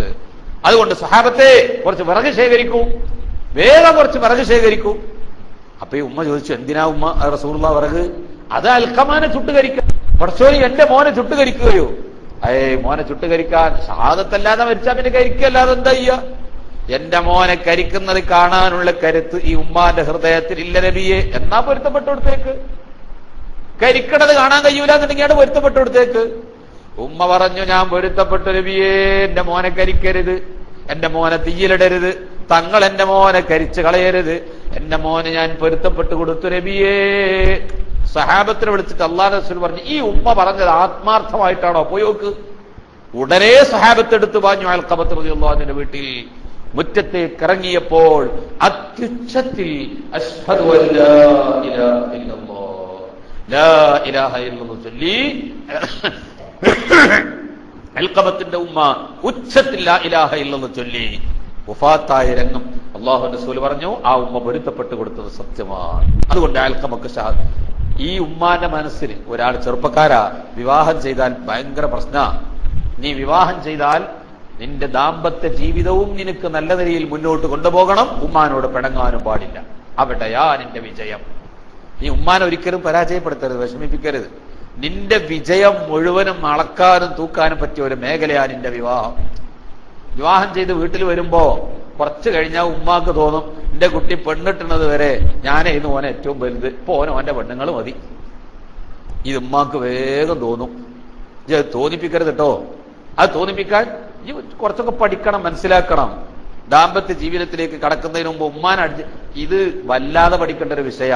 ഉമ്മാനടിച്ച് എപ്പോഴും ഉമ്മ വീട്ടിലേക്ക് കയറി വന്ന ഉമ്മാന്റെ അടുത്തൊന്ന് പോയിട്ട് ഉമ്മാനെ പിടിച്ചൊന്ന് നാറ്റി ഒന്ന് മുത്തം കൊടുത്തിട്ട് ഈ പെണ്ണുങ്ങളെ മാറ്റാൻ പാടുള്ളൂ, ആണ് പോകാൻ പാടുള്ളൂ. ആദ്യം ഉമ്മാന്റെ അടുത്തണം. ഉമ്മാന്റെ കുശലാൻ അന്വേഷണങ്ങൾ അറിയാം. നീ വീട്ടിലേക്ക് പോകാൻ, ഭാര്യനെ കൊണ്ട് വീട്ടിലേക്ക് പോകാൻ തീരുമാനിച്ചാൽ ഉമ്മാനോട് ചെന്ന് സമ്മതം ചോദിച്ചിട്ടേ ഭാര്യനോട് ഒരുങ്ങൽ ആദ്യം ഒത്താലും ശരി. നിങ്ങളെല്ലാം പെട്ടിയൊക്കെ കെട്ടി പൂട്ടി റെഡിയാക്കി നിർത്തിയേക്കണെങ്കിലും ശരി, കാറിന്റെ പെട്രോൾ ഫുൾ ടാങ്ക് അടിച്ചു നിർത്തിയതാണെങ്കിലും ശരി, ഉമ്മാന്റെ സമ്മതം ഉമ്മാക്ക് തോന്നണം. ഞാൻ പറഞ്ഞതിനപ്പുറം എന്റെ കുട്ടി ഇപ്പൊ പോണ്ടാറുണ്ട്, എന്റെ മോൻ പോവില്ല, ഞാൻ സമ്മതം കൊടുത്താലേ പോവുള്ളൂ. നിങ്ങൾ രണ്ടാളും റൂമിന്റെ ഉള്ളിൽ നിന്ന് ഒത്തത് ഉമ്മ അറിയാതെ ഇതൊക്കെ അഡ്ജസ്റ്റ് ചെയ്തുകൊണ്ട് കൊണ്ടുപോകാൻ എനിക്ക് കഴിയണം. ഒരിക്കലെങ്കിലും ആ ഉമ്മാന്റെ മനസ്സിൽ വിഷമം തോന്നിയാൽ ആർക്കും നല്ല ഉപദേശം കൊടുക്കണം. നമ്മളെ മുമ്പിലുള്ള രോഗ്യം ഇവിടെ ഉമ്മാന്റെ മുമ്പിലെത്തുമ്പോ എനിക്ക് ഉമ്മേന്റെ വലുതിട്ടോ, പക്ഷേ ഉമ്മയുടെ വലുതെങ്കിലും എനിക്ക് എന്നെ മറക്കാൻ കഴിയൂല, ഓളയാണ്ട് പൊന്തിച്ചാളി, നല്ലോണാണ് പൊന്തിച്ചാളി, എന്നെന്താ നമുക്ക് കുഴപ്പം? അങ്ങോട്ട് ജാക്കി വെച്ചെടുക്കുന്ന ഞമ്മക്ക് എന്ത് മുടക്കാനുള്ളത്? ഓളാണ് പൊന്തിക്കോട്ടെ എന്നാ ഓക്ക് പറഞ്ഞ് മനസ്സിലാക്കി കൊടുക്കണം. ഇതൊക്കെ ഉമ്മാന്റെ മുമ്പിൽ എത്തുമ്പോഴേ ഉമ്മയാണ് നമുക്ക് രണ്ടാക്കും വലുത്.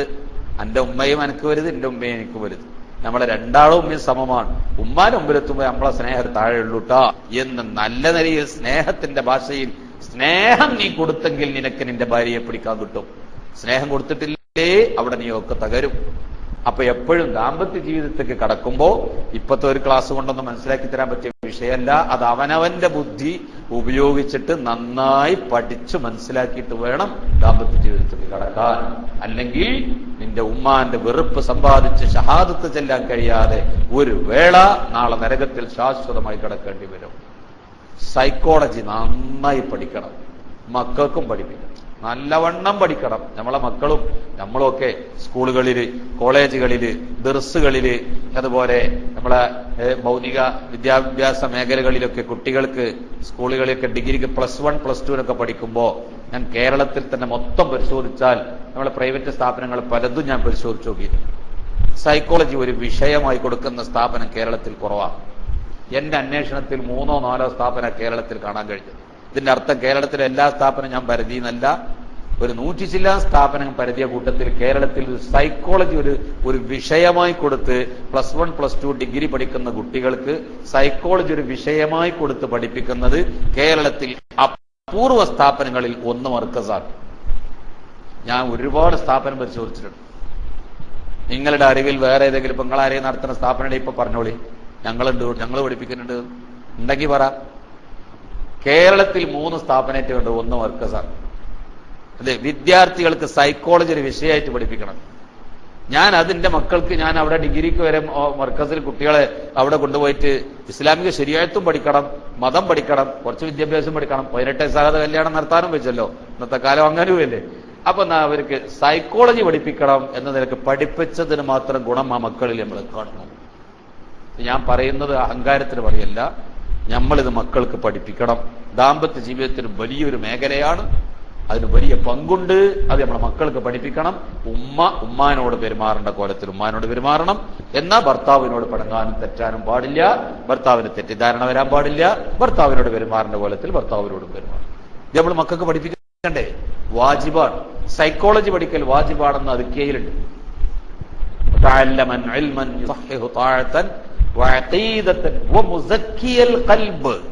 മുസക്കിയൽ ഖൽബാണ് മനഃശാസ്ത്രം. ഖൽബിനെ സ്ഫുടം ചെയ്യുന്ന മനഃശാസ്ത്രത്തിന്റെ അറിവാണ് ഫർള് ഐനായ ഇൽമ. അത് പഠിക്കണം, പഠിപ്പിക്കുകയും വേണം. അപ്പോ അൽഖമത്ത് റളിയല്ലാഹുവിന്റെ അനുഭവത്തിൽ നിന്ന് ഞാൻ അവിടെ വെച്ച് ഞാൻ സൂചിപ്പിക്കുന്നത്, ദാമ്പത്യ ജീവിതത്തിലേക്ക് കടക്കുമ്പോ ഭാര്യയോടുള്ള പെരുമാറ്റം കാരണം ഉമ്മാനെ വെറുക്കരുത്, ഉമ്മാനെ വിഷമിപ്പിക്കരുത്, ഉമ്മാനെ ദുഃഖത്തിലാഴ്ത്തരുത്. നമ്മളും നമ്മളെ ഭാര്യയും എന്നിട്ട് നമ്മൾ രണ്ടാളും കൂടി ഒത്തിട്ട് ഉമ്മാനെ കഷ്ടപ്പെടുത്തുക ഒരിക്കലും ചെയ്യരുതേ മക്കളെ. പല സ്ഥലങ്ങളിൽ നടക്കുന്ന അപകടമാണ്. അള്ളാഹു കാത്തുരക്ഷിക്കുമാറാവട്ടെ. ഞാൻ ഈ വിഷയം പഠിക്കേണ്ടതാണെന്ന് ഉത്ബോധിപ്പിക്കുക മാത്രം ചെയ്തിട്ടുള്ളൂ. വിഷയത്തിന്റെ ഉള്ളിലേക്ക് കടന്നു ചെന്ന് പ്രസംഗിക്കാൻ മാത്രം സമയം വിശാലമല്ല. പറഞ്ഞത് അല്ലാഹു നമുക്ക് ആഖിറത്ത് ഉപകരിക്കുമാറാവട്ടെ. അൽഹംദുലില്ലാഹി റബ്ബിൽ ആലമീൻ. അല്ലാഹുമ്മ സ്വല്ലി അലാ സയ്യിദിനാ മുഹമ്മദ് വഅലാ ആലി സയ്യിദിനാ മുഹമ്മദ്. റഹ്മാനായ റബ്ബേ, മാതാപിതാക്കളോട് നീ പഠിപ്പിച്ച ഹക്ക് അതിന് കൃത്യമായ രൂപത്തിൽ നിലനിർത്തി അത് ജീവിതത്തിൽ പകർത്തി അവരുടെ ഹക്ക് പൂർത്തീകരിച്ച് സന്തോഷമായി മരിച്ച് പരലോകത്ത് രക്ഷപ്പെടുന്ന മക്കളായി ഞങ്ങളാക്കണേ തമ്പുരാനെ. മാതാപിതാക്കളെ പൊരുത്തക്കട വാങ്ങുന്ന കൂട്ടത്തിൽ ഞങ്ങളെ ഞങ്ങളെ മക്കളെയും നീ പെടുത്തരുതേ തമ്പുരാനെ.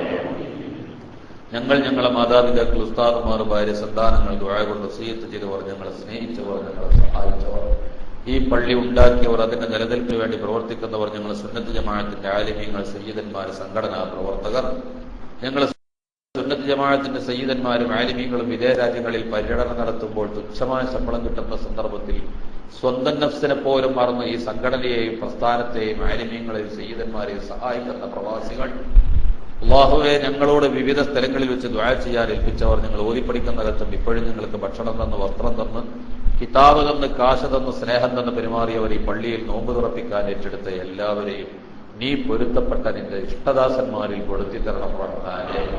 കഴിഞ്ഞ കാല ജീവിതത്തിൽ സംഭവിച്ച എല്ലാ ദോഷങ്ങളും ഞങ്ങൾക്കും അവർക്ക് നീ പൊറുക്കണേ റഹ്മാനേ. ഇനിയുള്ള ജീവിതത്തിൽ നിനക്ക് പൊരുത്തപ്പെടാത്ത വല്ല തെറ്റുകുറ്റങ്ങളും വരുന്നതിനെ തൊട്ട് ഞങ്ങളെ നീ കാത്തുരക്ഷിക്കണം റഹ്മാനേ. ഞങ്ങളെ രോഗങ്ങൾ ശിഫയാക്കി തന്നെ റബ്ബേ. കീറി മുറിക്കുന്ന രോഗങ്ങൾ നൽകരുതേ റഹ്മാനേ. ഒരുപാട് ആളുകൾ ഇവിടെ രോഗം ശിഫയാകാൻ വേണ്ടി ഞങ്ങളോട് പലപ്പോഴും ദുആ ചെയ്യാൻ ഏൽപ്പിച്ചവരുണ്ട്. ഏത് ചെറുതും വലുതുമായ രോഗം പടച്ചവരെ നീ ശിഫയാക്കണേ റഹ്മാനേ. അതിന്റെ ശിഫ എളുപ്പമാക്കി തരണം തമ്പുരാനേ. കീറി മുറിക്കുന്ന രോഗങ്ങളോ, അറ്റാക്ക്, ക്യാൻസർ പോലത്തെ മാരക രോഗങ്ങളോ തരരുതേ തമ്പുരാനേ. ഞങ്ങളെ കടങ്ങൾ വീട്ടിത്തരണേ റഹ്മാനേ. ഞങ്ങളെ പ്രസ്ഥാനത്തിന്റെ കടങ്ങൾ, സംഘടനയുടെ കടങ്ങൾ, സ്ഥാപനങ്ങളുടെ കടങ്ങൾ വീട്ടിത്തരണം റഹ്മാനേ. കടത്തോടുകൂടി മരിപ്പിക്കരുതേ തമ്പുരാനേ. ഞങ്ങളെ സുന്നത്ത് ജമാഅത്തിന്റെയും ഞങ്ങളെ ഉസ്താദുമാരും മാതാപിതാക്കൾ കുടുംബാദികളിൽ നിന്ന് ആരൊക്കെ മരിച്ചുപോയോ അവരുടെയും ഞങ്ങളുടെയും ഖബറിനെ സ്വർഗത്തിന്റെ ഉദ്യാനമാക്കി തരണം തമ്പുരാനേ. എപ്പോൾ മരിക്കേണ്ടി വന്നാലും കാമിലായ ഈമാനോടെ അക്ബത്ത് നന്നാക്കി